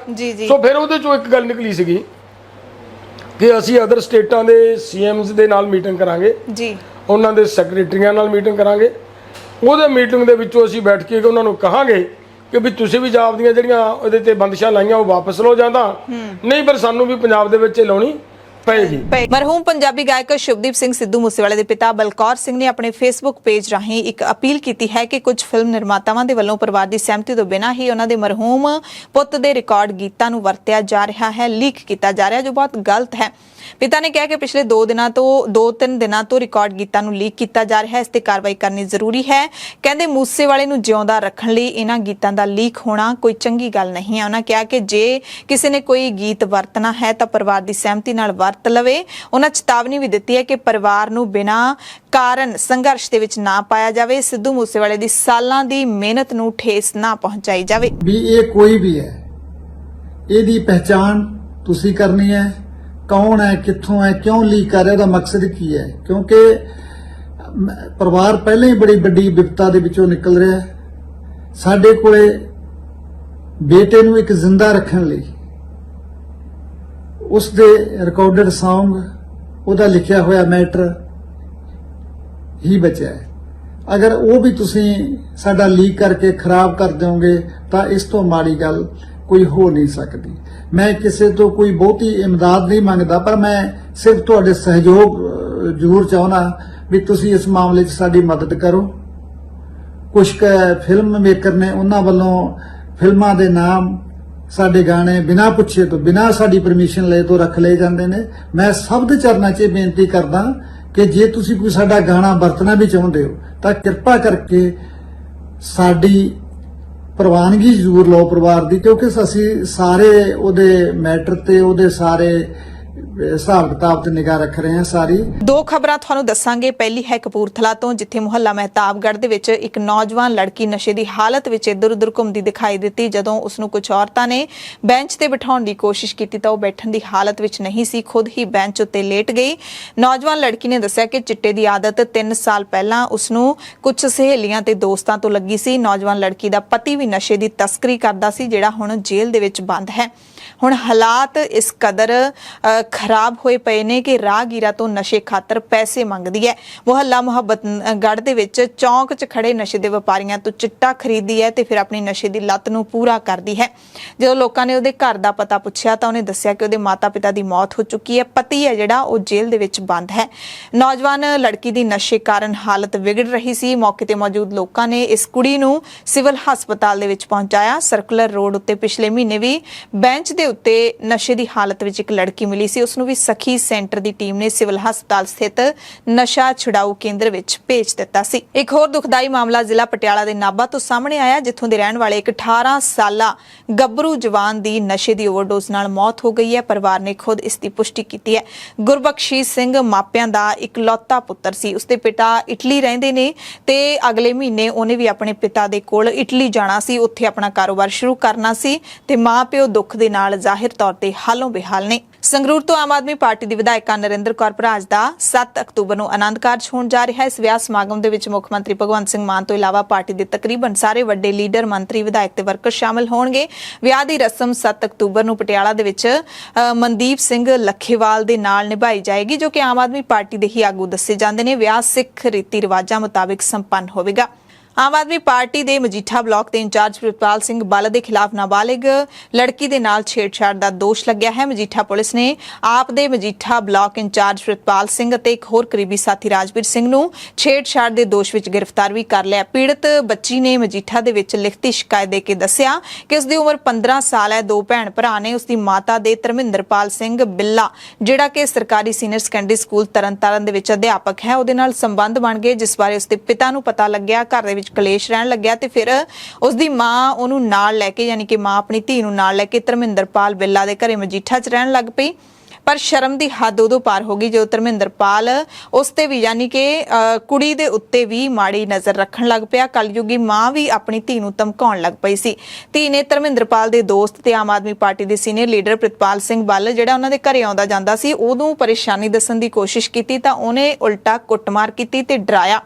ਫਿਰ ਮਾਂ ਦੀ ਸ਼ਹਿ ਤੇ ਹੀ ਮਾਂ ਦਾ ਆਸ਼ਕ ਅਤੇ ਉਸ ਦਾ ਦੋਸਤ ਯਾਨੀ ਕਿ ਆਪ ਦਾ ਇਹ ਲੀਡਰ ਘਟੀਆ ਹਰਕਤਾਂ ਦੇ ਉੱਤੇ ਉਤਰ ਆਇਆ ਤੇ ਫਿਰ ਤੰਗ ਆ ਕੇ ਕੁੜੀ ਨੇ ਪੁਲਿਸ ਕੋਲ ਜਾਣਾ ਬਿਹਤਰ ਸਮਝਿਆ। ਮਜੀਠਾ ਥਾਣਾ ਦੇ ਐਸਐਚਓ ਮਨਮੀਤਪਾਲ ਸਿੰਘ ਨੇ ਨਾਬਾਲਿਗ ਬੱਚੀ ਦੇ ਬਿਆਨਾਂ ਦੇ ਆਧਾਰ ਤੇ ਆਮ ਆਦਮੀ ਪਾਰਟੀ ਦੇ ਪ੍ਰਿਤਪਾਲ ਸਿੰਘ ਬੱਲ ਅਤੇ ਉਸ ਦੇ ਨੇੜਲੇ ਸਾਥੀ ਰਾਜਵੀਰ ਸਿੰਘ ਰੋੜੀ ਤੇ ਨਾਬਾਲਿਗ ਕੁੜੀ ਦੀ ਮਾਂ ਦਲਜੀਤ ਕੌਰ ਤੇ ਧਰਮਿੰਦਰਪਾਲ ਬਿੱਲਾ ਦੇ ਖਿਲਾਫ ਮਾਮਲਾ ਦਰਜ ਕਰ ਲਿਆ। 2 ਜਣੇ ਗ੍ਰਿਫਤਾਰ ਨੇ, 2 ਫਰਾਰ ਨੇ। ਗੰਭੀਰਤਾ ਨਾਲ ਮਾਮਲੇ ਦੀ ਜਾਂਚ ਹੋ ਰਹੀ ਹੈ। ਖਹਿਰਾ ਨੇ ਮੁੱਖ ਮੰਤਰੀ ਦੇ ਪੂਰੇ ਪਰਿਵਾਰ ਉੱਤੇ ਸਰਕਾਰੀ ਕੰਮਾਂ ਦੇ ਵਿੱਚ ਦਖਲਅੰਦਾਜ਼ੀ ਕਰਨ ਦੇ ਦੋਸ਼ ਲਾਏ ਨੇ। ਟਵੀਟ ਕਰਕੇ ਉਹਨਾਂ ਨੇ ਮੁੱਖ ਮੰਤਰੀ ਤੋਂ ਸਵਾਲ ਪੁੱਛਿਆ ਹੈ ਕਿ ਉਹਨਾਂ ਦੇ ਪਰਿਵਾਰਕ ਮੈਂਬਰ ਕਿਸ ਸੰਵਿਧਾਨਕ ਹੱਕ ਦੇ ਨਾਲ ਸਰਕਾਰ ਦੀਆਂ ਗਤੀਵਿਧੀਆਂ ਚਲਾ ਰਹੇ ਨੇ। ਜੇਕਰ ਉਹਨਾਂ ਦੀ ਪਤਨੀ, ਭੈਣ ਤੇ ਮਾਤਾ ਨੇ ਸਰਕਾਰੀ ਨੀਤੀਆਂ ਲਾਗੂ ਕਰਨੀਆਂ ਨੇ ਤਾਂ ਫਿਰ ਚੁਣੀ ਹੋਈ ਸਰਕਾਰ ਦੇ ਮੰਤਰੀ, ਐਮਐਲਏ, ਅਫਸਰਸ਼ਾਹੀ ਕਿਸ ਵਾਸਤੇ ਹੈ? ਇਹ ਤਾਂ ਕਹਿੰਦੇ ਉਹ ਗੱਲ ਹੋ ਗਈ ਕਿ 1 ਮੁੱਖ ਮੰਤਰੀ ਚੁਣੋ ਤੇ 3 ਮੁੱਖ ਮੰਤਰੀ ਮੁਫਤ ਪਾਓ। ਪੰਜਾਬ ਦੇ ਮਾਨਸਾ ਤੋਂ ਆਰਟੀਆਈ ਐਕਟਿਵਿਸਟ ਮਾਣਿਕ ਗੋਇਲ ਨੇ ਪੰਜਾਬ ਦੇ ਸ਼ਹਿਰੀ ਹਵਾਬਾਜ਼ੀ ਵਿਭਾਗ ਨੂੰ ਇੱਕ ਆਰਟੀਆਈ ਪਾ ਕੇ ਪੁੱਛਿਆ ਸੀ ਜਿਸ ਦੇ ਵਿੱਚ ਉਹਨਾਂ ਨੇ ਹੋਰ ਸੂਬਿਆਂ ਦੇ ਨਾਲ ਹੈਲੀਕਾਪਟਰ ਸ਼ੇਅਰਿੰਗ ਦੇ ਸਮਝੌਤੇ ਦੀ ਕਾਪੀ ਮੰਗੀ ਸੀ। ਪੰਜਾਬ ਦਾ ਜਿਹੜਾ ਸਮਝੌਤਾ ਹੈ ਦੂਸਰੇ ਸੂਬਿਆਂ ਦੇ ਨਾਲ ਹੈਲੀਕਾਪਟਰ ਸ਼ੇਅਰ ਕਰਨ ਦਾ। ਹੈਰਾਨ ਕਰਨ ਵਾਲੀ ਜਾਣਕਾਰੀ ਸਾਹਮਣੇ ਆਈ ਹੈ ਕਿ ਪੰਜਾਬ ਸਰਕਾਰ ਦਾ ਕਿਸੇ ਵੀ ਸੂਬੇ ਨਾਲ ਕਦੇ ਵੀ ਹੈਲੀਕਾਪਟਰ ਸ਼ੇਅਰਿੰਗ ਦਾ ਕੋਈ ਵੀ ਸਮਝੌਤਾ ਨਹੀਂ ਕੀਤਾ ਗਿਆ। ਤੇ ਇਸ ਤੇ ਭੁਲੱਥ ਤੋਂ ਕਾਂਗਰਸੀ ਵਿਧਾਇਕ ਸੁਖਪਾਲ ਸਿੰਘ ਖਹਿਰਾ ਨੇ ਪੰਜਾਬ ਸਰਕਾਰ ਤੋਂ ਜਵਾਬ ਮੰਗਿਆ ਹੈ। ਆਰਟੀਆਈ ਦੀ ਕਾਪੀ ਸ਼ੇਅਰ ਕਰਦਿਆਂ ਕਿਹਾ ਕਿ ਆਰਟੀਆਈ ਦੀ ਜਾਣਕਾਰੀ ਦੱਸਦੀ ਹੈ ਕਿ ਪੰਜਾਬ ਤੇ ਹਰਿਆਣਾ ਦੇ ਵਿੱਚ ਅਜਿਹਾ ਕੋਈ ਸਮਝੌਤਾ ਨਹੀਂ ਹੋਇਆ। ਇਸ ਲਈ ਉਹਨਾਂ ਨੇ ਅਰਵਿੰਦ ਕੇਜਰੀਵਾਲ ਨੂੰ ਮੀਡੀਆ ਵਿੱਚ ਝੂਠ ਬੋਲਣ ਕਰਕੇ ਮਾਫੀ ਮੰਗਣ ਲਈ ਵੀ ਕਿਹਾ ਹੈ। ਦਰਅਸਲ ਕੁਝ ਸਮਾਂ ਪਹਿਲਾਂ ਅਗਸਤ ਮਹੀਨੇ ਦੇ ਵਿੱਚ ਜਦੋਂ ਹਰਿਆਣਾ ਦੇ ਉਪ ਮੁੱਖ ਮੰਤਰੀ ਦੁਸ਼ਯੰਤ ਚੌਟਾਲਾ ਪੰਜਾਬ ਸਰਕਾਰ ਦੇ ਹੈਲੀਕਾਪਟਰ ਰਾਹੀਂ ਹਾਂਸੀ ਪਹੁੰਚੇ ਸਨ ਤਾਂ ਪੂਰੇ ਸੂਬੇ 'ਚ ਕਾਫੀ ਵਿਵਾਦ ਹੋਇਆ ਸੀ। ਆਮ ਆਦਮੀ ਪਾਰਟੀ ਨੂੰ ਤਿੱਖੇ ਸਵਾਲ ਵੀ ਹੋਏ ਸੀ ਤਾਂ ਆਮ ਆਦਮੀ ਪਾਰਟੀ ਦੇ ਮੁੱਖ ਬੁਲਾਰੇ ਮਾਲਵਿੰਦਰ ਕੰਗ ਨੇ ਟਵੀਟ ਕਰਕੇ ਕਿਹਾ ਸੀ, ਦਾਅਵਾ ਕੀਤਾ ਸੀ ਕਿ ਪੰਜਾਬ ਦਾ ਹੋਰ ਸੂਬਿਆਂ ਦੇ ਨਾਲ ਹੈਲੀਕਾਪਟਰ ਵਰਤਣ ਦਾ ਸਮਝੌਤਾ ਹੋਇਆ ਹੈ ਪਰ ਆਰਟੀਆਈ ਦੇ ਵਿੱਚ ਇਹ ਸਾਹਮਣੇ ਆ ਗਿਆ ਕਿ ਕੋਈ ਸਮਝੌਤਾ ਨਹੀਂ ਹੋਇਆ। ਭਾਰਤ ਦੇ ਵਿਦੇਸ਼ ਮੰਤਰੀ ਐਸ ਜੈਸ਼ੰਕਰ ਨਿਊਜ਼ੀਲੈਂਡ ਪਹੁੰਚੇ ਹੋਏ ਨੇ ਜਿੱਥੇ ਉਹਨਾਂ ਨੇ ਨਿਊਜ਼ੀਲੈਂਡ ਦੇ ਆਪਣੇ ਹਮਰੁਤਬਾ ਅਨੰਨਿਆ ਮਾਹੂਤਾ ਦੇ ਨਾਲ ਗੱਲਬਾਤ ਕੀਤੀ ਹੈ। ਕੋਵਿਡ-19 ਦੌਰਾਨ ਨਜਿੱਠਣ ਦੇ ਲਈ ਨਿਊਜ਼ੀਲੈਂਡ ਵੱਲੋਂ ਚੁੱਕੇ ਗਏ ਕਦਮਾਂ ਦੇ ਨਾਲ ਭਾਰਤੀ ਵਿਦਿਆਰਥੀਆਂ ਦੇ ਪ੍ਰਭਾਵਿਤ ਹੋਣ ਦਾ ਮੁੱਦਾ ਵੀ ਚੁੱਕਿਆ ਹੈ। ਖਬਰ ਰਾਹਤ ਭਰੀ ਹੈ ਉਹਨਾਂ ਸਾਰੇ ਵਿਦਿਆਰਥੀਆਂ ਦੇ ਲਈ ਜਿਨ੍ਹਾਂ ਨੇ ਨਿਊਜ਼ੀਲੈਂਡ ਜਾਣਾ ਸੀ, ਪੜ੍ਹਾਈ ਲਈ ਜਾਣਾ ਸੀ ਪਰ ਹਾਲੇ ਤੱਕ ਉਹ ਭਾਰਤ ਦੇ ਵਿੱਚ ਫਸੇ ਬੈਠੇ ਨੇ। ਹਾਲੇ ਤੱਕ ਉਹਨਾਂ ਨੂੰ ਉੱਥੇ ਜਾਣ ਦੀ ਇਜਾਜ਼ਤ ਨਹੀਂ ਦਿੱਤੀ ਗਈ। ਵਿਦੇਸ਼ ਮੰਤਰੀ ਨੇ ਨਿਊਜ਼ੀਲੈਂਡ ਨੂੰ ਅਪੀਲ ਕੀਤੀ ਹੈ, ਨਿਊਜ਼ੀਲੈਂਡ ਦੀ ਸਰਕਾਰ ਨੂੰ ਅਪੀਲ ਕੀਤੀ ਹੈ ਕਿ ਭਾਰਤੀ ਵਿਦਿਆਰਥੀਆਂ ਨੂੰ ਵੀਜ਼ੇ ਜਾਰੀ ਕਰਨ ਦਾ ਕੰਮ ਹੈ ਜਿਹੜਾ ਉਹ ਤੇਜ਼ੀ ਦੇ ਨਾਲ ਮੁਕੰਮਲ ਕੀਤਾ ਜਾਵੇ। ਨਿਊਜ਼ੀਲੈਂਡ ਵਿੱਚ ਪੜ੍ਹਾਈ ਲਈ ਆਉਣ ਵਾਲੇ ਵਿਦੇਸ਼ੀ ਵਿਦਿਆਰਥੀਆਂ ਦੀ ਗਿਣਤੀ ਦੇ ਮਾਮਲੇ ਦੇ ਵਿੱਚ ਭਾਰਤ ਦੂਸਰੇ ਨੰਬਰ ਤੇ ਹੈ ਪਰ ਕਰੋਨਾ ਕਰਕੇ ਵਿਦਿਆਰਥੀਆਂ ਦੇ ਜਿਹੜੇ ਹਾਲਾਤ ਠੀਕ ਨਹੀਂ ਹਨ। ਅਗਲੀ ਖਬਰ ਖਿਡਾਰੀਆਂ ਨੂੰ ਵੱਡਾ ਝਟਕਾ ਦੇਣ ਵਾਲੀ ਹੈ, ਖਾਸ ਕਰਕੇ ਭਾਰਤੀ ਖਿਡਾਰੀਆਂ ਨੂੰ ਤੇ ਖਾਸ ਕਰਕੇ ਕੁਸ਼ਤੀ ਖੇਡਣ ਵਾਲੇ ਖਿਡਾਰੀਆਂ ਨੂੰ ਕਿਉਂਕਿ ਕਾਮਨਵੈਲਥ ਖੇਡਾਂ ਦੇ ਵਿੱਚੋਂ ਕੁਸ਼ਤੀ ਨੂੰ ਬਾਹਰ ਕਰ ਦਿੱਤਾ ਗਿਆ। ਕਾਮਨਵੈਲਥ ਗੇਮਸ ਫੈਡਰੇਸ਼ਨ ਨੇ ਐਲਾਨ ਕੀਤਾ ਕਿ 2026 ਦੇ ਵਿੱਚ ਆਸਟ੍ਰੇਲੀਆ ਵਿੱਚ ਹੋਣ ਜਾ ਰਹੀਆਂ ਕਾਮਨਵੈਲਥ ਖੇਡਾਂ ਦੇ ਵਿੱਚ ਕੁਸ਼ਤੀ ਨੂੰ ਸ਼ਾਮਲ ਨਹੀਂ ਕੀਤਾ ਗਿਆ। ਸੋਸ਼ਲ ਮੀਡੀਆ ਤੇ ਇਸ ਖਬਰ ਨੂੰ ਲੈ ਕੇ ਭਾਰਤੀ ਕੁਸ਼ਤੀ ਖਿਡਾਰੀਆਂ ਤੇ ਪ੍ਰਸ਼ੰਸਕਾਂ ਵਿੱਚ ਨਿਰਾਸ਼ਾ ਦੇਖੀ ਜਾ ਰਹੀ ਹੈ ਕਿਉਂਕਿ ਭਾਰਤ ਨੇ ਇਸੇ ਖੇਡ ਦੇ ਵਿੱਚ 26 골ਡ ਮੈਡਲ ਜਿੱਤੇ ਹਨ। 26 골ਡ ਮੈਡਲ ਹੀ ਨਹੀਂ 15 ਸਿਲਵਰ ਤੇ 15 ਬ੍ਰੌਂਜ਼ ਮੈਡਲ ਵੀ ਜਿੱਤੇ ਨੇ। ਪਿਛਲੀਆਂ 4 ਕਾਮਨਵੈਲਥ ਖੇਡਾਂ ਦਾ ਇਹ ਰਿਕਾਰਡ ਹੈ। ਇਸ ਤੋਂ ਪਹਿਲਾਂ ਇਹਨਾਂ ਖੇਡਾਂ ਦੇ ਵਿੱਚੋਂ ਸ਼ੂਟਿੰਗ ਨੂੰ ਵੀ ਬਾਹਰ ਕੀਤੇ ਜਾਣ ਦਾ ਖਦਸ਼ਾ ਜਤਾਇਆ ਜਾ ਰਿਹਾ ਸੀ ਪਰ ਆਖਰੀ ਲਿਸਟ ਦੇ ਵਿੱਚ ਕੁਸ਼ਤੀ ਤੇ ਜੂਡੋ ਨੂੰ ਬਾਹਰ ਕੀਤਾ ਗਿਆ ਹੈ। ਸ਼ੂਟਿੰਗ ਨੂੰ ਹਾਲੇ ਸ਼ਾਮਿਲ ਰੱਖਿਆ ਗਿਆ ਹੈ। ਇਸ ਦੇ ਨਾਲ ਹੀ ਇਸ ਵਾਰੀ ਖੇਡਾਂ ਦੇ ਵਿੱਚ ਕੋਸਟਲ ਰੋਇੰਗ, ਸਾਈਕਲਿੰਗ ਅਤੇ ਗੋਲਫ ਦੀ ਸ਼ੁਰੂਆਤ ਹੈ ਜਿਹੜੀ ਉਹ ਕੀਤੀ ਜਾਵੇਗੀ ਯਾਨੀ ਕਿ ਕੁਝ ਖੇਡਾਂ ਬਾਹਰ ਕਰ ਦਿੱਤੀਆਂ ਗਈਆਂ ਨੇ, ਕੁਝ ਖੇਡਾਂ ਸ਼ਾਮਿਲ ਕਰ ਲਈਆਂ ਗਈਆਂ ਨੇ। ਹਾਦਸਿਆਂ ਦੀ ਗੱਲ ਕਰਨ ਲੱਗਿਆਂ ਤਾਂ ਸਭ ਤੋਂ ਪਹਿਲਾਂ ਇਹੀ ਮਨ ਦੇ ਵਿੱਚ ਆਉਂਦਾ ਹੈ ਕਿ ਆਖਿਰਕਾਰ ਕੀ ਹੋ ਗਿਆ ਦੁਨੀਆ ਨੂੰ। ਅਮਰੀਕਾ ਦੇ ਵਿੱਚ ਜਿਹੜੇ ਵੱਡੀਆਂ ਵਾਰਦਾਤਾਂ ਵਾਪਰੀਆਂ ਨੇ, ਇੱਕ ਤਾਂ ਪੰਜਾਬੀ ਪਰਿਵਾਰ ਨੂੰ ਕਤਲ ਕਰ ਦਿੱਤਾ ਗਿਆ, ਬਦਾਮਾਂ ਦੇ ਬਾਗ ਦੇ ਵਿੱਚੋਂ ਉਹਨਾਂ ਦੀਆਂ ਲਾਸ਼ਾਂ ਮਿਲੀਆਂ ਨੇ, ਇੱਕ ਭਾਰਤੀ ਵਿਦਿਆਰਥੀ ਨੂੰ ਮੌਤ ਦੇ ਘਾਟ ਉਤਾਰ ਦਿੱਤਾ ਗਿਆ। ਉਸ ਤੋਂ ਬਿਨਾਂ ਦੁਨੀਆ ਦੇ ਵਿੱਚ ਹੋਰ ਵੀ ਵੱਡੀਆਂ ਦਿਲ ਦਹਿਲਾਉਣ ਵਾਲੀਆਂ ਘਟਨਾਵਾਂ ਵਾਪਰੀਆਂ ਨੇ। ਸਭ ਤੋਂ ਪਹਿਲਾਂ ਥਾਈਲੈਂਡ ਦੀ ਖਬਰ ਤੁਹਾਨੂੰ ਦੱਸ ਦਿੰਦੇ ਹਾਂ ਜਿੱਥੇ ਇੱਕ ਚਾਈਲਡ ਕੇਅਰ ਸੈਂਟਰ ਦੇ ਵਿੱਚ ਸਾਬਕਾ ਪੁਲਿਸ ਅਫਸਰ ਨੇ ਗੋਲੀਬਾਰੀ ਕਰ ਦਿੱਤੀ। ਸੁੱਤੇ ਪਏ ਬੱਚਿਆਂ ਤੇ ਗੋਲੀਆਂ ਚਲਾ ਦਿੱਤੀਆਂ, 22 ਬੱਚਿਆਂ ਨੂੰ ਛਲਣੀ ਕਰ ਦਿੱਤਾ। ਕੁੱਲ ਮੌਤਾਂ ਉੱਥੇ 32 ਹੋਈਆਂ ਨੇ। ਥਾਈਲੈਂਡ ਦੀ ਪੁਲਿਸ ਦੇ ਮੁਤਾਬਿਕ ਉੱਤਰ ਪੱਛਮੀ ਇਲਾਕੇ ਦੇ ਵਿੱਚ ਬੱਚਿਆਂ ਦੇ ਇੱਕ ਕੇਅਰ ਸੈਂਟਰ ਦੇ ਵਿੱਚ ਗੋਲੀਬਾਰੀ ਹੋਈ ਹੈ, ਜਿਸ ਦੇ ਵਿੱਚ 32 ਤੋਂ ਵੱਧ ਜਾਨਾਂ ਗਈਆਂ ਨੇ। ਸਾਬਕਾ ਪੁਲਿਸ ਅਫਸਰ ਨੇ ਸੁੱਤੇ ਪਏ ਬੱਚਿਆਂ ਤੇ ਗੋਲੀਆਂ ਵਰਾ ਦਿੱਤੀਆਂ। ਮਰਨ ਵਾਲਿਆਂ ਦੇ ਵਿੱਚ 22 ਬੱਚੇ, 2 ਅਧਿਆਪਕ, ਇੱਕ ਪੁਲਿਸ ਮੁਲਾਜ਼ਮ ਵੀ ਸ਼ਾਮਿਲ ਹੈ ਤੇ ਹੋਰ ਵੀ ਕਈ ਲੋਕ ਸ਼ਾਮਿਲ ਨੇ। ਪੁਲਿਸ ਦੀ ਰਿਪੋਰਟ ਦੇ ਮੁਤਾਬਿਕ ਹਮਲਾਵਰ ਸਾਬਕਾ ਪੁਲਿਸ ਅਫਸਰ ਪੰਨਿਆ ਕਾਮਰਾਬ, ਉਮਰ ਸਿਰਫ 34 ਸਾਲ ਦੀ, ਡਰੱਗ ਦੇ ਇੱਕ ਕੇਸ ਦੇ ਸਿਲਸਿਲੇ ਦੇ ਵਿੱਚ ਉਸ ਨੂੰ ਨੌਕਰੀ ਚੋਂ ਕੱਢ ਦਿੱਤਾ ਗਿਆ ਸੀ। ਚਾਈਲਡ ਕੇਅਰ ਸੈਂਟਰ ਦੇ ਵਿੱਚ ਫਾਇਰਿੰਗ ਤੋਂ ਬਾਅਦ ਕਾਮਰਾਬ ਨੇ ਖੁਦਕੁਸ਼ੀ ਵੀ ਕਰ ਲਈ ਹੈ ਤੇ ਇਸ ਤੋਂ ਪਹਿਲਾਂ ਉਸਨੇ ਆਪਣੀ ਪਤਨੀ ਤੇ ਬੱਚੇ ਨੂੰ ਵੀ ਮਾਰ ਮੁਕਾਇਆ। ਹੁਣ ਆਪਾਂ ਸੋਚ ਕੇ ਪਰੇਸ਼ਾਨ ਹੋ ਜਾਂਦੇ ਆ ਕਿ ਆਖਿਰਕਾਰ ਇਸ ਇਨਸਾਨ ਦੀ ਕਿਹੋ ਜਿਹੀ ਮੱਤ ਹੋਏਗੀ, ਇਸ ਇਨਸਾਨ ਦਾ ਕਿਹੋ ਜਿਹਾ ਸਨਕੀ ਦਿਮਾਗ ਹੋਏਗਾ ਕਿ ਸੁੱਤੇ ਪਏ ਬੱਚਿਆਂ ਨੂੰ ਕੋਈ ਕਿਵੇਂ ਮਾਰ ਸਕਦਾ ਹੈ, ਬੱਚਿਆਂ ਨੂੰ ਜਾਂ ਕਹਿ ਲਈਏ ਕਿ ਕਿਸੇ ਨੂੰ ਵੀ ਕੋਈ ਕਿਵੇਂ ਮਾਰ ਸਕਦਾ ਹੈ। ਜੰਗਾਂ ਯੁੱਧਾਂ ਦੀ ਗੱਲ ਵੱਖਰੀ ਹੁੰਦੀ ਹੈ, ਪਰ ਉਂਝ ਤੁਸੀਂ ਕਿਸੇ ਨੂੰ ਵੀ ਗੋਲੀ ਮਾਰ ਦੋ, ਖਾਸ ਤੌਰ ਤੇ ਨਿੱਕੇ ਨਿੱਕੇ ਬੱਚਿਆਂ ਨੂੰ, 22 ਬੱਚਿਆਂ ਨੂੰ ਮੌਤ ਦੇ ਘਾਟ ਉਤਾਰ ਦਿੱਤਾ, ਆਪ ਵੀ ਮਰ ਗਿਆ, ਆਪਣੀ ਘਰਵਾਲੀ, ਆਪਣੇ ਬੱਚੇ ਸਭ ਨੂੰ ਮਾਰ ਗਿਆ। ਆਖਿਰਕਾਰ ਕੀ ਉਹ ਇਨਸਾਨ ਸੀ, ਕੀ ਉਹਦੇ ਦਿਮਾਗ ਦੇ ਵਿੱਚ ਚੱਲਦਾ ਹੋਏਗਾ। ਵੱਡੀ ਵਾਰਦਾਤ ਵਾਪਰੀ ਹੈ ਥਾਈਲੈਂਡ ਦੇ ਵਿੱਚ, ਜਿਸ ਨੇ ਥਾਈਲੈਂਡ ਨੂੰ ਹੀ ਨਹੀਂ ਪੂਰੀ ਦੁਨੀਆ ਨੂੰ ਹਿਲਾ ਕੇ ਰੱਖ ਦਿੱਤਾ। ਦੂਸਰੀ ਖਬਰ ਗਾਂਬੀਆ ਤੋਂ ਹੈ, ਜਿੱਥੇ 66 ਬੱਚਿਆਂ ਦੀ ਮੌਤ ਹੋਈ ਹੈ, ਪਰ ਇਹਨਾਂ ਬੱਚਿਆਂ ਦੀ ਮੌਤ ਇੱਕਦਮ ਇੱਕੋ ਵੇਲੇ ਜਾਂ ਫਿਰ ਤਾਜ਼ੀ ਨਹੀਂ ਹੋਈ ਹੈ। 66 ਬੱਚੇ ਮਰੇ ਨੇ ਗਲਤ ਦਵਾਈਆਂ ਪੀਣ ਦੇ ਕਾਰਨ। ਔਰ ਅਫਸੋਸ ਦੀ ਗੱਲ ਹੈ ਕਿ ਦਵਾਈਆਂ ਬਣਾਉਣ ਵਾਲੀ ਕੰਪਨੀ ਭਾਰਤ ਦੀ ਕੰਪਨੀ ਸੀ। ਘਟਨਾ ਗਾਂਬੀਆ ਦੇ ਵਿੱਚ ਵਾਪਰੀ ਹੈ। ਭਾਰਤ ਦੇ ਵਿੱਚ ਇੱਕ ਕੰਪਨੀ ਦੇ ਵੱਲੋਂ ਬਣਾਏ ਗਏ 4 ਕਫ ਸਿਰਪ ਨੇ ਜਿਹੜੇ ਉਹ ਗਾਂਬੀਆ ਨੂੰ ਸਪਲਾਈ ਕੀਤੇ ਗਏ ਸੀ। WHO ਨੇ ਹੁਣ ਇਸ ਮਾਮਲੇ ਦੇ ਵਿੱਚ ਦਖਲ ਦਿੱਤਾ ਹੈ। ਇਹਨਾਂ 4 ਕਫ ਸਿਰਪ ਦੇ ਉੱਤੇ ਅਲਰਟ ਜਾਰੀ ਕਰ ਦਿੱਤਾ ਹੈ ਕਿ ਨਾ ਵਰਤੇ ਜਾਣ। ਹਾਲਾਂਕਿ ਭਾਰਤ ਦੀ ਕੰਪਨੀ ਤੋਂ ਮਿਲੀ ਜਾਣਕਾਰੀ ਦੇ ਮੁਤਾਬਿਕ ਇਹ ਪ੍ਰੋਡਕਟ ਨੇ ਜਿਹੜੇ ਇਸ ਸਿਰਪ ਨੇ ਖੰਘ ਦੀ, ਜ਼ੁਕਾਮ ਤੇ ਖੰਘ ਦੀ ਦਵਾਈ ਜਿਹੜੀ ਖਾਸ ਤੌਰ ਤੇ ਬੱਚਿਆਂ ਦੇ ਲਈ ਬਣਾਈ ਗਈ ਸੀ, ਇਸ ਨੂੰ ਸਿਰਫ ਗਾਂਬੀਆ ਦੇ ਵਿੱਚ ਹੀ ਸਪਲਾਈ ਕੀਤਾ ਗਿਆ ਸੀ ਤੇ ਹੁਣ WHO ਨੇ ਇਸ ਭਾਰਤੀ ਕੰਪਨੀ ਦੀਆਂ ਦਵਾਈਆਂ ਦੇ ਖਿਲਾਫ ਅਲਰਟ ਜਾਰੀ ਕਰਕੇ ਜਾਂਚ ਵੀ ਸ਼ੁਰੂ ਕਰ ਦਿੱਤੀ ਹੈ। ਇਹ ਜਿਹੜੀਆਂ 4 ਦਵਾਈਆਂ ਨੇ ਉਹਨਾਂ ਦੇ ਨਾਮ ਜ਼ਰੂਰ ਦੱਸਣਾ ਚਾਹਾਂਗੇ। ਹਾਲਾਂਕਿ ਇਹ ਸਿਰਫ ਗਾਂਬੀਆ ਦੇ ਵਿੱਚ ਸਪਲਾਈ ਕੀਤੀਆਂ ਗਈਆਂ ਸੀ, ਪਰ ਇਹ ਵੀ ਹੋ ਸਕਦਾ ਹੈ ਕਿ ਗਾਂਬੀਆ ਤੋਂ ਅੱਗੇ ਇਹ ਕਿਸੇ ਹੋਰ ਮੁਲਕ ਦੇ ਵਿੱਚ ਭੇਜ ਦਿੱਤੀਆਂ ਗਈਆਂ ਹੋਣ, ਕਿਉਂਕਿ ਕਿਸੇ ਵੀ ਚੀਜ਼ ਦੇ ਸਪਲਾਈ ਹੋਣ ਦੇ ਬਹੁਤ ਸਾਰੇ ਤਰੀਕੇ ਹੁੰਦੇ ਨੇ। ਇੱਕ ਤਾਂ ਹੁੰਦਾ ਕਿ ਉਸ ਨੂੰ ਅੱਗੇ ਦੀ ਅੱਗੇ ਵੇਚਿਆ ਜਾਂਦਾ ਹੈ, ਦੂਸਰਾ ਹੁੰਦਾ ਕਿ ਰਿਸ਼ਤੇਦਾਰਾਂ ਦੇ ਥਰੂ, ਜਾਣਕਾਰਾਂ ਦੇ ਥਰੂ, ਦੋਸਤਾਂ ਮਿੱਤਰਾਂ ਦੇ ਜ਼ਰੀਏ ਦਵਾਈ ਇੱਕ ਮੁਲਕ ਤੋਂ ਦੂਸਰੇ ਮੁਲਕ ਤੱਕ ਜਾਣਾ ਕੋਈ ਬਹੁਤ ਹੀ ਵੱਡੀ ਗੱਲ ਨਹੀਂ ਹੁੰਦੀ। 4 ਦਵਾਈਆਂ ਦੇ ਨਾਮ ਤੁਸੀਂ ਵੀ ਨੋਟ ਕਰ ਲਓ। ਪ੍ਰੋਮੇਥਾਈਜ਼ਿਨ ਓਰਲ ਸੋਲੂਸ਼ਨ, ਕੋਫੈਕਸਮਾਲਿਨ ਬੇਬੀ ਕਫ ਸਿਰਪ, ਮੈਕੌਫ ਬੇਬੀ ਕਫ ਸਿਰਪ ਅਤੇ ਮੈਗ੍ਰਿਪ ਐਂਡ ਕੋਲਡ ਸਿਰਪ। ਇਹਨਾਂ ਦਵਾਈਆਂ ਨੂੰ ਲੈ ਕੇ ਅਲਰਟ ਜਾਰੀ ਕੀਤਾ ਹੈ। ਸੋ ਇਹ ਕਿਤੇ ਵੀ ਤੁਹਾਨੂੰ ਦੇਖਣ ਇਹ ਨਹੀਂ ਵਰਤਣੀਆਂ, ਕਿਉਂਕਿ ਇਹਨਾਂ ਦੇ ਵਿੱਚ ਅਜਿਹੇ ਤੱਤ ਪਾਏ ਗਏ ਨੇ ਜਿਸ ਦੇ ਨਾਲ ਬੱਚਿਆਂ ਨੂੰ ਗੁਰਦਿਆਂ ਦੀਆਂ ਬਿਮਾਰੀਆਂ ਲੱਗੀਆਂ ਤੇ ਉਸ ਤੋਂ ਬਾਅਦ ਉਹਨਾਂ ਦੀ ਮੌਤ ਹੋ ਗਈ। ਕਿਉਂਕਿ ਬੱਚਿਆਂ ਦਾ ਸਰੀਰ ਹੈ ਜਿਹੜਾ ਉਹ ਇੰਨੀਆਂ ਜਿਹੜੀਆਂ ਭਿਆਨਕ ਬਿਮਾਰੀਆਂ ਝੱਲਣ ਦੇ ਸਮਰੱਥ ਨਹੀਂ ਹੁੰਦਾ, ਹਾਲੇ ਉਹਦਾ ਵਿਕਾਸ ਹੋ ਰਿਹਾ ਹੁੰਦਾ, ਬਹੁਤ ਹੀ ਕੱਚਾ ਸਰੀਰ ਹੁੰਦਾ। ਇਸ ਕਰਕੇ ਉਹ ਬੱਚੇ ਨੇ ਜਿਹੜੇ 66 ਬੱਚੇ ਮਾਰੇ ਗਏ ਨੇ। ਹੋ ਸਕਦਾ ਹੈ ਕਿ ਹੋਰ ਬੱਚੇ ਵੀ ਇਸ ਦਵਾਈ ਦੇ ਅਸਰ ਹੇਠ ਹੋਣ। ਤੀਜੀ ਖਬਰ ਅਮਰੀਕਾ ਦੇ ਗੁਆਂਢੀ ਮੁਲਕ ਮੈਕਸੀਕੋ ਤੋਂ ਆਈ ਹੈ। ਇੱਥੇ ਵੀ ਗੋਲੀਬਾਰੀ ਹੋਈ ਹੈ। ਬੰਦੂਕਧਾਰੀਆਂ ਨੇ ਗੋਲੀਆਂ ਚਲਾਈਆਂ ਤੇ ਮੇਅਰ ਸਮੇਤ 18 ਜਣਿਆਂ ਦੀ ਜਾਨ ਲੈ ਲਈ। ਇਹ ਘਟਨਾ ਦੱਖਣ ਪੱਛਮੀ ਮੈਕਸੀਕੋ ਦੇ ਵਿੱਚ ਵਾਪਰੀ ਹੈ। ਗੁਆਰੇਰੋ ਸ਼ਹਿਰ ਦੇ ਵਿੱਚ ਗੋਲੀਬਾਰੀ ਕਾਰਨ ਮਰਨ ਵਾਲਿਆਂ ਦੇ ਵਿੱਚ 12 ਸਾਲ ਦਾ ਇੱਕ ਬੱਚਾ ਵੀ ਸ਼ਾਮਿਲ ਹੈ। ਸੂਬੇ ਦੇ ਗਵਰਨਰ ਇਵੈਲਨ ਸੈਲਗਾਡੋ ਪਿਨੇਡਾ ਨੇ ਸੈਨ ਮੈਗੁਅਲ ਟੋਟੋਲਾਪਨ ਦੇ ਮੇਅਰ ਕੋਨਰਾਡੋ ਮੈਂਡੋਜ਼ਾ ਅਲਮੇਡਾ ਦੀ ਮੌਤ ਤੇ ਡੂੰਘਾ ਦੁੱਖ ਪ੍ਰਗਟ ਕੀਤਾ ਹੈ ਤੇ ਜਿਹੜੇ ਹੋਰ ਨਾਗਰਿਕ ਮਾਰੇ ਗਏ ਨੇ ਉਹਨਾਂ ਦੀ ਮੌਤ ਤੇ ਵੀ ਅਫਸੋਸ ਜ਼ਾਹਿਰ ਕੀਤਾ ਹੈ ਤੇ ਗੋਲੀਬਾਰੀ ਸੰਗਠਿਤ ਅਪਰਾਧ ਦਾ ਹਿੱਸਾ ਮੰਨੀ ਜਾ ਰਹੀ ਹੈ। ਹਾਲ ਦੀ ਘੜੀ ਤੇ ਪੁਲਿਸ ਇਹਦੀ ਜਾਂਚ ਕਰ ਰਹੀ ਹੈ। ਭਾਰਤ ਦੇ ਕੇਰਲਾ ਦੇ ਵਿੱਚ ਇੱਕ ਵੱਡਾ ਹਾਦਸਾ ਵਾਪਰਿਆ ਹੈ। ਇੱਕ ਨਿੱਜੀ ਤੇ ਇੱਕ ਸਰਕਾਰੀ 2 ਬੱਸਾਂ ਦੇ ਵਿਚਾਲੇ ਟੱਕਰ ਹੋਈ ਹੈ। 5 ਵਿਦਿਆਰਥੀਆਂ ਸਣੇ 9 ਮੌਤਾਂ ਹੋਈਆਂ ਨੇ। ਕੇਰਲਾ ਦੇ ਪਲੱਕੜ ਜ਼ਿਲ੍ਹੇ ਦੇ ਵਡੰਕਾਚੇਰੀ ਵਿੱਚ ਨਿੱਜੀ ਟੂਰਿਸਟ ਬੱਸ ਤੇ ਕੇਰਲਾ ਰਾਜ ਸੜਕ ਆਵਾਜਾਈ ਨਿਗਮ ਦੀ ਬੱਸ ਦੇ ਵਿਚਾਲੇ ਟੱਕਰ ਹੋਈ ਹੈ। ਕੇਰਲਾ ਦੇ ਸੜਕੀ ਆਵਾਜਾਈ ਮੰਤਰੀ ਐਂਟੋਨੀ ਰਾਜੂ ਨੇ ਕਿਹਾ ਕਿ ਹਾਦਸਾ ਬੁੱਧਵਾਰ ਰਾਤ ਨੂੰ ਕਰੀਬ 11:30 ਵਜੇ ਵਾਪਰਿਆ, ਜਦੋਂ ਤੇਜ਼ ਰਫ਼ਤਾਰ ਪ੍ਰਾਈਵੇਟ ਬੱਸ ਕਿਸੇ ਵਾਹਨ ਨੂੰ ਓਵਰਟੇਕ ਕਰਨ ਦੀ ਕੋਸ਼ਿਸ਼ ਦੌਰਾਨ KSRTC ਦੀ ਬੱਸ ਦੇ ਨਾਲ ਟਕਰਾ ਗਈ। ਹਾਦਸੇ ਦੇ ਵਿੱਚ 9 ਜਣੇ ਮਾਰੇ ਗਏ। ਮੁੰਬਈ ਤੋਂ ਖਬਰ ਹੈ, ਜਿੱਥੇ ਉਦਯੋਗਪਤੀ ਮੁਕੇਸ਼ ਅੰਬਾਨੀ ਅਤੇ ਉਹਨਾਂ ਦੇ ਪਰਿਵਾਰ ਨੂੰ ਜਾਨੋਂ ਮਾਰਨ ਦੀ ਧਮਕੀ ਦੇਣ ਵਾਲੇ ਬਿਹਾਰ ਦੇ ਵਿਅਕਤੀ ਨੂੰ ਮੁੰਬਈ ਪੁਲਿਸ ਨੇ ਹਿਰਾਸਤ ਵਿੱਚ ਲਿਆ ਹੈ। ਪੁਲਿਸ ਦੀ ਟੀਮ ਨੇ ਬੁੱਧਵਾਰ ਅੱਧੀ ਰਾਤ ਨੂੰ ਦਰਭੰਗਾ ਜ਼ਿਲ੍ਹੇ ਤੋਂ ਮੁਲਜ਼ਮ ਨੂੰ ਫੜਿਆ ਤੇ ਉਸ ਨੂੰ ਮੁੰਬਈ ਲੈ ਕੇ ਆਏ। ਧਮਕੀ ਲੰਘੇ ਦਿਨ ਫੋਨ ਰਾਹੀਂ ਦਿੱਤੀ ਗਈ ਸੀ। ਜਾਨ ਤੋਂ ਮਾਰਨ ਲਈ ਧਮਕਾਇਆ ਗਿਆ ਸੀ। ਮੁੰਬਈ ਤੋਂ ਹੀ ਅਗਲੀ ਖਬਰ ਹੈ, ਜਿੱਥੇ DRI ਨੇ ਮੁੰਬਈ ਹਵਾਈ ਅੱਡੇ ਤੋਂ 80 ਕਰੋੜ ਰੁਪਏ ਦੀ ਕੀਮਤ ਦੀ 16 ਕਿਲੋ ਹੈਰੋਇਨ ਜ਼ਬਤ ਕੀਤੀ ਹੈ। ਖੁਫੀਆ ਜਾਣਕਾਰੀਆਂ ਦੇ ਆਧਾਰ ਤੇ ਬੁੱਧਵਾਰ ਨੂੰ ਯਾਤਰੀ ਨੂੰ ਰੋਕ ਕੇ ਉਸਦੇ ਸਮਾਨ ਦੀ ਤਲਾਸ਼ੀ ਲਈ ਗਈ, ਜਿਸ ਤੋਂ ਬਾਅਦ ਉਸਦੇ ਕਬਜ਼ੇ ਵਿੱਚੋਂ ਪਾਬੰਦੀਸ਼ੁਦਾ ਹੈਰੋਇਨ ਬਰਾਮਦ ਹੋਈ। DRI ਅਧਿਕਾਰੀ ਨੇ ਦੱਸਿਆ ਕਿ ਹੈਰੋਇਨ ਟਰਾਲੀ ਬੈਗ ਦੇ ਵਿੱਚ ਲੁਕੋ ਕੇ ਰੱਖੀ ਗਈ ਸੀ। ਮੁਲਜ਼ਮ ਜਿਹੜਾ ਉਹ ਕੇਰਲਾ ਦਾ ਰਹਿਣ ਵਾਲਾ ਹੈ। ਇਸ ਦੇ ਖਿਲਾਫ ਨਾਰਕੋਟਿਕ ਡਰੱਗਸ ਐਂਡ ਸਾਈਕੋਟ੍ਰੋਪਿਕ ਸਬਸਟੈਂਸਸ ਯਾਨੀ ਕਿ NDPS ਐਕਟ ਤਹਿਤ ਕੇਸ ਦਰਜ ਕਰ ਲਿਆ ਗਿਆ। ਪੱਛਮੀ ਬੰਗਾਲ ਦੇ ਵਿੱਚ ਵੀ ਇੱਕ ਵੱਡੀ ਘਟਨਾ ਵਾਪਰੀ ਹੈ। ਜਲਪਾਈਗੁੜੀ ਜ਼ਿਲ੍ਹੇ ਦੇ ਵਿੱਚ ਬੁੱਧਵਾਰ ਨੂੰ ਦੁਰਗਾ ਮੂਰਤੀਆਂ ਨੂੰ ਜਲ ਪ੍ਰਵਾਹ ਕਰਨ ਦੌਰਾਨ ਮੱਲ ਨਦੀ ਵਿੱਚ ਡੁੱਬੇ ਲੋਕਾਂ ਦੀ ਭਾਲ ਜਾਰੀ ਹੈ। 8 ਲਾਸ਼ਾਂ ਬਰਾਮਦ ਹੋ ਚੁੱਕੀਆਂ ਨੇ।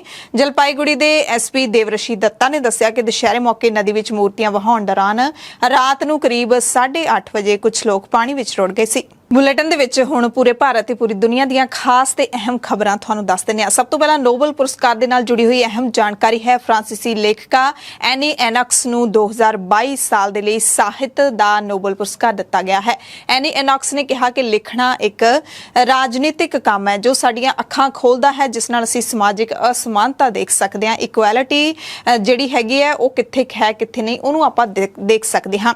ਇਸ ਉਦੇਸ਼ ਦੇ ਲਈ ਐਨੀ ਐਨੌਕਸ ਆਪਣੀ ਭਾਸ਼ਾ ਦਾ ਇਸਤੇਮਾਲ ਇੱਕ ਚਾਕੂ ਵਾਂਗ ਕਰਦੀ ਹੈ। ਲੇਖਕਾ ਐਨੀ ਐਨੌਕਸ ਦਾ ਜਨਮ 1940 ਵਿੱਚ ਹੋਇਆ ਸੀ। ਉਹ ਨਾਰਮੈਂਡੀ ਦੇ ਇੱਕ ਛੋਟੇ ਜਿਹੇ ਸ਼ਹਿਰ ਯਵੇਟੋਟ ਦੇ ਵਿੱਚ ਪਲੀ ਤੇ ਵੱਡੀ ਹੋਈ। ਇੱਥੇ ਉਹਨਾਂ ਦੇ ਮਾਤਾ-ਪਿਤਾ ਇੱਕ ਕਿਰਾਏ ਦੀ ਦੁਕਾਨ ਅਤੇ ਕੈਫੇ ਚਲਾਉਂਦੇ ਸੀ। ਕਾਂਗਰਸ ਲੀਡਰ ਦਿਗਵਿਜੇ ਸਿੰਘ ਨੇ RSS ਦੇ ਮੁਖੀ ਸੰਘ ਮੁਖੀ ਮੋਹਨ ਭਾਗਵਤ ਨੂੰ ਚੈਲੰਜ ਕੀਤਾ ਹੈ। ਚੈਲੰਜ ਕੀਤਾ ਕਿ ਜੇ ਤੁਸੀਂ ਇਹ ਦੋ ਗੱਲਾਂ ਕਰ ਦਿਓਗੇ ਤਾਂ ਮੈਂ ਤੁਹਾਡਾ ਵੱਡਾ ਪ੍ਰਸ਼ੰਸਕ ਬਣ ਜਾਊਂਗਾ। ਕਹਿੰਦੇ ਕਿ ਕਦੇ ਕਿਸੇ ਔਰਤ ਨੂੰ RSS ਦੀ ਜਿਹੜੀ ਸੰਚਾਲਕ ਹੈ, ਜਿਹੜੀ ਮੁਖੀ ਹੈ, ਉਸ ਦੇ ਤੌਰ ਤੇ ਚੁਣਿਆ ਜਾਊਗਾ, ਕਿਉਂਕਿ ਬੁੱਧਵਾਰ ਨੂੰ ਮੋਹਨ ਭਾਗਵਤ ਨੇ ਦੁਸਹਿਰੇ ਮੌਕੇ ਜਿਹੜਾ ਨਾਗਪੁਰ ਦੇ ਵਿੱਚ ਇਹਨਾਂ ਦੇ ਹੈੱਡਕੁਆਰਟਰ ਤੇ ਪ੍ਰੋਗਰਾਮ ਹੋਇਆ ਸੀ, ਉੱਥੇ ਕਿਹਾ ਸੀ ਕਿ ਔਰਤਾਂ ਜੋ ਕੰਮ ਕਰ ਸਕਦੀਆਂ ਨੇ ਉਹ ਪੁਰਸ਼ ਨਹੀਂ ਕਰ ਸਕਦੇ। ਇਸ ਲਈ ਉਹਨਾਂ ਦਾ ਸਸ਼ਕਤੀਕਰਨ ਕੀਤਾ ਜਾਣਾ ਬੜਾ ਹੀ ਜ਼ਰੂਰੀ ਹੈ, ਅਹਿਮ ਹੈ। ਇਸ ਦੇ ਨਾਲ ਹੀ ਮੋਹਨ ਭਾਗਵਤ ਸਮਾਜਿਕ ਅਸਮਾਨਤਾ ਦੇ ਮੁੱਦੇ ਤੇ ਵੀ ਬੋਲੇ ਸੀ। ਕਹਿੰਦੇ ਸੰਵਿਧਾਨ ਕਾਰਨ ਰਾਜਨੀਤਿਕ ਅਤੇ ਆਰਥਿਕ ਬਰਾਬਰੀ ਦਾ ਜਿਹੜਾ ਰਾਹ ਹੈ ਉਹ ਪੱਧਰਾ ਹੋਇਆ, ਪਰ ਸਮਾਜਿਕ ਬਰਾਬਰੀ ਲਿਆਂਦੇ ਤੋਂ ਬਿਨਾਂ ਅਸਲੀ ਤੇ ਸਥਾਈ ਬਦਲਾਅ ਨਹੀਂ ਆਊਗਾ। ਕਹਿੰਦੇ ਸਾਨੂੰ ਡਾਕਟਰ ਬਾਬਾ ਸਾਹਿਬ ਅੰਬੇਡਕਰ ਨੇ ਇਹੀ ਕਿਹਾ ਸੀ ਤੇ ਇਹੀ ਸਾਨੂੰ ਦਿੱਤਾ ਸੀ। ਇਹ ਤੇ ਵੀ ਦਿਗਵਿਜੇ ਸਿੰਘ ਨੇ ਮੋਹਨ ਭਾਗਵਤ ਨੂੰ ਘੇਰਿਆ ਹੈ। ਕਹਿੰਦੇ ਕਿ ਅਗਲਾ ਜਿਹੜਾ ਸੰਘ ਸੰਚਾਲਕ ਹੈ ਉਹ ਗੈਰ ਬ੍ਰਾਹਮਣ ਹੋ ਸਕਦਾ ਹੈ, ਕਿ ਇੱਕ OBC SC ਅਤੇ ST ਜਿਹੜਾ ਉਹ RSS ਦਾ ਮੁਖੀ ਹੋ ਸਕਦਾ ਹੈ, ਕਿ ਉਸ ਨੂੰ ਸਵੀਕਾਰ ਕੀਤਾ ਜਾਊਗਾ, ਕਿ ਉਸ ਨੂੰ RSS ਦੇ ਵਿੱਚ ਹੀ ਥਾਂ ਮਿਲੂਗੀ, ਕਿ ਉਸ ਨੂੰ RSS ਦੇ ਵਿੱਚ ਬਰਾਬਰ ਦੀ ਮੈਂਬਰੀ ਮਿਲੇਗੀ ਤੇ ਕੀ ਉਹ ਘੱਟ ਗਿਣਤੀਆਂ ਨੂੰ ਵੀ ਜਿਹੜੀ ਮੈਂਬਰਸ਼ਿਪ ਹੈ ਉਹ ਦੇਣ ਦੀ ਸ਼ੁਰੂਆਤ ਕਰਨਗੇ। ਤਿੱਖੇ ਸਵਾਲ ਜਿਹੜੇ ਦਿਗਵਿਜੇ ਸਿੰਘ ਨੇ RSS ਮੁਖੀ ਨੂੰ ਕੀਤੇ ਨੇ। ਕੌਮੀ ਮਹਿਲਾ ਕਮਿਸ਼ਨ ਨੇ ਰਾਸ਼ਟਰਪਤੀ ਤੇ ਵਿਵਾਦਿਤ ਟਿੱਪਣੀ ਕਰਨ ਵਾਲੇ ਕਾਂਗਰਸ ਲੀਡਰ ਉਦਿਤ ਰਾਜ ਨੂੰ ਨੋਟਿਸ ਜਾਰੀ ਕੀਤਾ ਹੈ। ਉਦਿਤ ਰਾਜ ਨੇ ਆਪਣੇ ਬਿਆਨ ਦੇ ਵਿੱਚ ਰਾਸ਼ਟਰਪਤੀ ਦ੍ਰੋਪਦੀ ਮੁਰਮੂ ਨੂੰ ਚਮਚਾ ਕਿਹਾ ਸੀ। ਉਦਿਤ ਰਾਜ ਪਿਛਲੇ ਦਿਨੀ ਵੀ ਆਪਣੇ ਬਿਆਨਾਂ ਨੂੰ ਲੈ ਕੇ ਸੁਰਖੀਆਂ ਦੇ ਵਿੱਚ ਰਹੇ ਨੇ। ਰਾਸ਼ਟਰਪਤੀ ਦ੍ਰੋਪਦੀ ਮੁਰਮੂ ਨੇ ਦਰਅਸਲ ਗੁਜਰਾਤ ਦੌਰੇ ਦੌਰਾਨ ਕਿਹਾ ਸੀ ਕਿ ਸਾਰੇ ਭਾਰਤੀ ਗੁਜਰਾਤ ਦੇ ਵਿੱਚ ਬਣਿਆ ਨਮਕ ਖਾਂਦੇ ਨੇ। ਇਸ ਤੇ ਉਦਿਤ ਰਾਜ ਨੇ ਟਵੀਟ ਕੀਤਾ ਸੀ, ਕਹਿੰਦੇ ਕਿਸੇ ਵੀ ਮੁਲਕ ਨੂੰ ਦ੍ਰੋਪਦੀ ਮੁਰਮੂ ਜੀ ਵਰਗਾ ਰਾਸ਼ਟਰਪਤੀ ਨਹੀਂ ਮਿਲਣਾ ਚਾਹੀਦਾ। ਬੇਵਕੂਫੀ ਦੀ ਵੀ ਕੋਈ ਹੱਦ ਹੁੰਦੀ ਹੈ। ਕਹਿੰਦੇ ਉਹ ਕਹਿ ਰਹੇ ਨੇ ਕਿ 70% ਲੋਕ ਗੁਜਰਾਤ ਤੋਂ ਨਮਕ ਖਾਂਦੇ ਨੇ। ਆਪੇ ਲੂਣ ਖਾ ਕੇ ਜ਼ਿੰਦਗੀ ਜਿਓਗੇ ਤਾਂ ਪਤਾ ਲੱਗ ਜਾਊਗਾ। ਉਦਿਤ ਰਾਜ ਦੇ ਇਸ ਬਿਆਨ ਤੇ BJP ਦੇ ਬੁਲਾਰੇ ਸੰਬਿਤ ਪਾਤਰਾ ਨੇ ਕਿਹਾ ਸੀ ਕਿ ਉਦਿਤ ਰਾਜ ਨੇ ਰਾਸ਼ਟਰਪਤੀ ਦੇ ਲਈ ਜੋ ਸ਼ਬਦ ਵਰਤੇ ਨੇ ਉਹ ਚਿੰਤਾਜਨਕ ਨੇ, ਉਹ ਅਪਮਾਨਜਨਕ ਨੇ। ਹਾਲਾਂਕਿ ਇਹ ਪਹਿਲੀ ਵਾਰੀ ਨਹੀਂ ਹੈ ਜਦੋਂ ਕਾਂਗਰਸ ਨੇ ਰਾਸ਼ਟਰਪਤੀ ਲਈ ਅਜਿਹੇ ਸ਼ਬਦਾਂ ਦੀ ਵਰਤੋਂ ਕੀਤੀ ਹੋਵੇ। ਇਹ ਪਾਤਰਾ ਨੇ ਕਿਹਾ। ਕਹਿੰਦੇ ਇਸ ਤੋਂ ਪਹਿਲਾਂ ਦੀ ਰੰਜਨ ਚੌਧਰੀ ਨੇ ਵੀ ਅਜਿਹਾ ਕੀਤਾ ਸੀ। ਸੋ ਹੁਣ ਕੌਮੀ ਮਹਿਲਾ ਕਮਿਸ਼ਨ ਨੇ ਉਦਿਤ ਰਾਜ ਨੂੰ ਨੋਟਿਸ ਜਾਰੀ ਕਰਕੇ ਸਪਸ਼ਟੀਕਰਨ ਮੰਗਿਆ ਹੈ। ਉਦਿਤ ਰਾਜ ਨੇ ਜਵਾਬ ਦਿੱਤਾ ਕਿ ਜੇਕਰ ਕਿਸੇ ਦੁਬੇ, ਤਿਵਾੜੀ, ਅਗਰਵਾਲ, ਗੋਇਲ, ਰਾਜਪੂਤ ਨੇ ਮੇਰੇ ਵਰਗਾ ਸਵਾਲ ਦ੍ਰੋਪਦੀ ਮੁਰਮੂ ਜੀ ਨੂੰ ਪੁੱਛਿਆ ਹੁੰਦਾ ਤਾਂ ਉਹਦੇ ਦੀ ਇੱਜ਼ਤ ਡਿੱਗ ਜਾਂਦੀ। ਕਹਿੰਦੇ ਅਸੀਂ ਦਲਿਤ ਆਦੀਵਾਸੀਆਂ ਦੀ ਆਲੋਚਨਾ ਵੀ ਕਰਾਂਗੇ, ਉਹਨਾਂ ਲਈ ਲੜਾਂਗੇ ਵੀ, ਕਿਉਂਕਿ ਉਹ ਸਾਡੇ ਨੁਮਾਇੰਦੇ ਪਹਿਲਾਂ ਤਾਂ ਬਣ ਜਾਂਦੇ ਨੇ ਪਰ ਫਿਰ ਉਹ ਨੁਮਾਇੰਦੇ ਬਣ ਕੇ ਗੂੰਗੇ ਤੇ ਬੋਲੇ ਹੋ ਜਾਂਦੇ ਨੇ। ਦਿੱਲੀ ਹਾਈ ਕੋਰਟ ਦੇ ਜਸਟਿਸ ਦਿਨੇਸ਼ ਕੁਮਾਰ ਸ਼ਰਮਾ ਨੂੰ ਪਪੂਲਰ ਫਰੰਟ ਆਫ ਇੰਡੀਆ ਅਤੇ ਇਸ ਦੇ ਨਾਲ ਸੰਬੰਧਿਤ ਜਥੇਬੰਦੀਆਂ ਉੱਤੇ ਪਾਬੰਦੀ ਨਾਲ ਨਜਿੱਠਣ ਵਾਲੇ UAPA ਟ੍ਰਿਬਿਊਨਲ ਦਾ ਮੁਖੀ ਬਣਾ ਦਿੱਤਾ ਗਿਆ। ਕਰਨਾਟਕ ਤੋਂ ਖਬਰ ਹੈ, ਜਿੱਥੇ ਕਾਂਗਰਸ ਪ੍ਰਧਾਨ ਸੋਨੀਆ ਗਾਂਧੀ ਕਾਂਗਰਸ ਦੀ ਚੱਲ ਰਹੀ ਭਾਰਤ ਜੋੜੋ ਯਾਤਰਾ ਦੇ ਵਿੱਚ ਸ਼ਾਮਿਲ ਹੋਏ। ਰਾਹੁਲ ਗਾਂਧੀ ਅਤੇ ਹੋਰ ਯਾਤਰੀਆਂ ਦੇ ਨਾਲ ਪੈਦਲ ਯਾਤਰਾ ਉਹਨਾਂ ਨੇ ਕੀਤੀ। ਸੋਨੀਆ ਕਰਨਾਟਕ ਦੇ ਮਾਂਡੀਆ ਜ਼ਿਲ੍ਹੇ ਦੇ ਵਿੱਚ ਪਦ ਯਾਤਰਾ ਵਿੱਚ ਸ਼ਾਮਿਲ ਸ਼ਾਮਲ ਹੋ ਕੇ ਕਰੀਬ 1 ਕਿਲੋਮੀਟਰ ਤੱਕ ਤੁਰ ਕੇ ਗਏ ਤੇ ਪਹਿਲੀ ਵਾਰੀ ਉਹ ਇਸ ਯਾਤਰਾ ਦੇ ਵਿੱਚ ਸ਼ਾਮਲ ਹੋਏ ਨੇ। ਇਸ ਮੌਕੇ ਹੋਰ ਵੀ ਕਾਂਗਰਸ ਦੇ ਵੱਡੇ ਲੀਡਰ ਹਾਜ਼ਰ ਸਨ। ਇਸ ਯਾਤਰਾ ਦੀ ਅਗਵਾਈ ਖਾਸ ਤੌਰ ਤੇ ਰਾਹੁਲ ਗਾਂਧੀ ਹੀ ਕਰ ਰਹੇ ਨੇ। ਰੂਸ ਯੂਕਰੇਨ ਯੁੱਧ ਦੀ ਗੱਲ ਕਰ ਲਈਏ ਤਾਂ ਯੂਕਰੇਨ ਦੇ ਵਿੱਚ ਰੂਸ ਦੇ ਕਬਜ਼ੇ ਵਾਲੇ ਇਲਾਕੇ ਜ਼ਪੋਰੀਜ਼ੀਆ ਦੇ ਵਿੱਚ ਮਿਜ਼ਾਈਲ ਹਮਲੇ ਤੋਂ ਬਾਅਦ ਧਮਾਕਿਆਂ ਦੀਆਂ ਆਵਾਜ਼ਾਂ ਸੁਣਾਈ ਦਿੱਤੀਆਂ। ਸ਼ਹਿਰ ਦੇ ਵਿਚਾਲੇ ਕਈ ਥਾਵਾਂ ਤੋਂ ਧੂਆਂ ਉੱਠਦਾ ਵੀ ਦੇਖਿਆ ਗਿਆ। ਇੱਕ ਇਹ ਜਿਹੜਾ ਬਹੁਤ ਹੀ ਵੱਡਾ ਯੂਕਰੇਨੀ ਪਰਮਾਣੂ ਪਾਵਰ ਪਲਾਂਟ ਹੈ ਜ਼ਪੋਰੀਜ਼ੀਆ ਦੇ ਵਿੱਚ ਸਥਿਤ ਹੈ, ਜੋ ਯੁੱਧ ਤੋਂ ਪਹਿਲਾਂ ਯੂਕਰੇਨ ਦੀ ਬਿਜਲੀ ਸਪਲਾਈ ਦੇ ਵਿੱਚ ਮਹੱਤਵਪੂਰਨ ਭੂਮਿਕਾ ਨਿਭਾਉਂਦਾ ਸੀ, ਪਰ ਰੂਸ ਨੇ ਕੁਝ ਦਿਨ ਪਹਿਲਾਂ ਰੈਫਰੈਂਡਮ ਕਰਵਾ ਕੇ ਇਸ ਨੂੰ ਆਪਣੇ ਵਿੱਚ ਸ਼ਾਮਿਲ ਕਰ ਲਿਆ ਤੇ ਹਸਤਾਖਰ ਵੀ ਕਰ ਦਿੱਤੇ ਨੇ ਰਸਮੀ ਤੌਰ ਤੇ। ਹਾਂਗਕਾਂਗ ਦੀ ਸਰਕਾਰ ਨੇ ਵੱਡਾ ਐਲਾਨ ਕੀਤਾ ਹੈ ਕਿ ਕਰੋਨਾ ਦੇ ਕਾਰਨ ਇੱਥੇ ਜਿਹੜੀ ਹਵਾਈ ਯਾਤਰਾ ਹੈ, ਸੈਰ ਸਪਾਟਾ ਵਿਭਾਗ ਹੈ, ਉਹ ਪੂਰੀ ਤਰ੍ਹਾਂ ਦੇ ਨਾਲ ਪ੍ਰਭਾਵਿਤ ਹੋਇਆ ਪਿਆ ਤੇ ਹੁਣ ਇਸ ਉਦਯੋਗ ਨੂੰ ਇਸ ਕਾਰੋਬਾਰ ਨੂੰ ਬੜਾਵਾ ਦੇਣ ਦੇ ਲਈ 5 ਲੱਖ ਹਵਾਈ ਟਿਕਟਾਂ ਮੁਫਤ ਦਿੱਤੀਆਂ ਜਾਣਗੀਆਂ। ਹਾਂਗਕਾਂਗ ਦੀ ਸਰਕਾਰ ਦੇ ਵੱਲੋਂ ਹਾਂਗਕਾਂਗ ਹਾਲ ਦੇ ਹਫ਼ਤਿਆਂ ਵਿੱਚ ਕਰੋਨਾ ਵਾਇਰਸ ਨਾਲ ਜੁੜੇ ਕਈ ਨਿਯਮਾਂ ਨੂੰ ਵੀ ਵਾਪਸ ਲੈ ਚੁੱਕਿਆ ਹੈ। ਹਾਲਾਂਕਿ ਵੱਡੀਆਂ ਤੇ ਪ੍ਰਮੁੱਖ 에ਅਰਲਾਈਨਸ ਆਪਣੀਆਂ ਉਡਾਣਾਂ ਨੂੰ ਮਹਾਮਾਰੀ ਤੋਂ ਪਹਿਲਾਂ ਦੇ ਪੱਧਰ ਤੇ ਵਾਪਸ ਲਿਆਉਣ ਦੀ ਹਾਲੇ ਕੋਸ਼ਿਸ਼ ਕਰ ਰਹੀਆਂ ਨੇ। ਹਾਲਾਂਕਿ ਬੁੱਧਵਾਰ ਨੂੰ ਬ੍ਰਿਟਿਸ਼ 에ਅਰਲਾਈਨ ਵਰਜਨ ਐਟਲਾਂਟਿਕ ਨੇ ਕਿਹਾ ਕਿ ਉਹ ਯੂਕਰੇਨ ਦੇ ਯੁੱਧ ਨਾਲ ਸੰਬੰਧਿਤ ਕਾਰਨਾਂ ਕਰਕੇ ਹਾਂਗਕਾਂਗ ਦੇ ਵਿੱਚ ਸੰਚਾਲਨ ਬੰਦ ਕਰ ਦੇਣਗੇ। ਮਿਆਂਮਾਰ ਦੀ ਇੱਕ ਅਦਾਲਤ ਨੇ ਜਾਪਾਨ ਦੇ ਡਾਕੂਮੈਂਟਰੀ ਫਿਲਮ ਨਿਰਮਾਤਾ ਨੂੰ 10 ਸਾਲ ਦੀ ਸਜ਼ਾ ਸੁਣਾਈ ਹੈ। 26 ਸਾਲ ਦੇ ਟੋਰੂ ਕੁਬੋਟਾ ਨੂੰ ਪਹਿਲੀ ਵਾਰੀ ਜੁਲਾਈ ਦੇ ਵਿੱਚ ਸਰਕਾਰ ਵਿਰੋਧੀ ਰੈਲੀ ਦੌਰਾਨ ਹਿਰਾਸਤ ਵਿੱਚ ਲਿਆ ਗਿਆ ਸੀ। ਉਹਨਾਂ ਦੇ ਖਿਲਾਫ ਦੇਸ਼ ਧਰੋਹ ਦਾ ਇਲਜ਼ਾਮ ਲੱਗਿਆ ਸੀ। ਇਸ ਇਲਜ਼ਾਮ ਦੇ ਵਿੱਚ 3 ਸਾਲ ਅਤੇ ਇਲੈਕਟ੍ਰੋਨਿਕ ਸੰਚਾਰ ਕਾਨੂੰਨ ਦਾ ਉਲੰਘਣ ਕਰਨ ਦੇ ਲਈ 7 ਸਾਲ ਦੀ ਸਜ਼ਾ ਸੁਣਾਈ ਗਈ ਹੈ। ਕੁੱਲ 10 ਸਾਲ ਦੀ ਸਜ਼ਾ ਬਣਦੀ ਹੈ। ਟੋਰੂ ਤੇ ਇਮੀਗ੍ਰੇਸ਼ਨ ਕਾਨੂੰਨ ਤੋੜਨ ਦਾ ਵੀ ਇਲਜ਼ਾਮ ਹੈ, ਜਿਸ ਤੇ ਅਗਲੇ ਹਫ਼ਤੇ ਸੁਣਵਾਈ ਹੋਣੀ ਹੈ। ਨੇਪਾਲ ਦੇ IPL ਖਿਡਾਰੀ ਸੰਦੀਪ ਲਾਮਿਛਾਨੇ ਨੂੰ ਵੀਰਵਾਰ ਸਵੇਰੇ ਯੌਨ ਸ਼ੋਸ਼ਣ ਦੇ ਨਾਲ ਜੁੜੇ ਇੱਕ ਮਾਮਲੇ ਦੇ ਵਿੱਚ ਕਾਠਮੰਡੂ 에ਅਰਪੋਰਟ ਤੋਂ ਗ੍ਰਿਫਤਾਰ ਕੀਤਾ ਗਿਆ ਹੈ। ਨੇਪਾਲ ਪੁਲਿਸ ਨੇ ਦੱਸਿਆ ਕਿ ਜਦੋਂ ਨੇਪਾਲ ਤੋਂ ਬਾਹਰ ਗਿਆ ਸੀ ਤਾਂ ਇੱਕ ਨਾਬਾਲਿਗ ਲੜਕੀ ਨੇ ਸ਼ਿਕਾਇਤ ਕੀਤੀ ਸੀ ਕਿ ਲਾਮਿਛਾਨੇ ਨੇ ਉਸ ਦੇ ਨਾਲ ਨੇਪਾਲ ਦੇ ਵਿੱਚ ਜ਼ਬਰਦਸਤੀ ਕੀਤੀ। ਕਾਠਮੰਡੂ ਜ਼ਿਲ੍ਹਾ ਅਦਾਲਤ ਨੇ 23 ਅਗਸਤ ਨੂੰ ਉਸ ਦੇ ਖਿਲਾਫ ਅੱਗੇ ਦੀ ਜਾਂਚ ਲਈ ਗ੍ਰਿਫਤਾਰੀ ਦਾ ਵਾਰੰਟ ਜਾਰੀ ਕੀਤਾ ਸੀ। ਇਹ ਵੀ ਦੱਸ ਦਿੰਦੇ ਹਾਂ ਕਿ ਲਾਮਿਛਾਨੇ ਨੇਪਾਲ ਦਾ ਪਹਿਲਾ ਅਜਿਹਾ ਕ੍ਰਿਕਟਰ ਹੈ ਜਿਸ ਨੂੰ IPL ਦੇ ਲਈ ਚੁਣਿਆ ਗਿਆ ਸੀ ਤੇ ਪਿਛਲੇ ਕੁਝ ਦਿਨਾਂ ਤੋਂ ਉਹ ਜਮਾਇਕਾ ਦੇ ਵਿੱਚ ਕੈਰੇਬੀਅਨ ਪ੍ਰੀਮੀਅਰ ਲੀਗ ਖੇਡ ਰਿਹਾ ਸੀ, ਪਰ ਮੁਲਕ ਵਾਪਸ ਪਰਤਣ ਤੇ ਉਸ ਨੂੰ 에ਅਰਪੋਰਟ ਤੋਂ ਹੀ ਗ੍ਰਿਫਤਾਰ ਕਰ ਲਿਆ ਗਿਆ। ਐਮਰਜੈਂਸੀ ਬੁਲੇਟਿਨ ਦੇ ਵਿੱਚ ਤੁਹਾਡੇ ਸਭ ਤੋਂ ਇਜਾਜ਼ਤ ਚਾਹੁੰਦੇ ਹਾਂ। ਸਵੇਰ ਦੀਆਂ ਖਬਰਾਂ 'ਚ ਫਿਰ ਮਿਲਾਂਗੇ। ਤੁਸੀਂ ਸਾਰੇ ਆਪਣਾ ਧਿਆਨ ਰੱਖਿਓ। ਧੰਨਵਾਦ।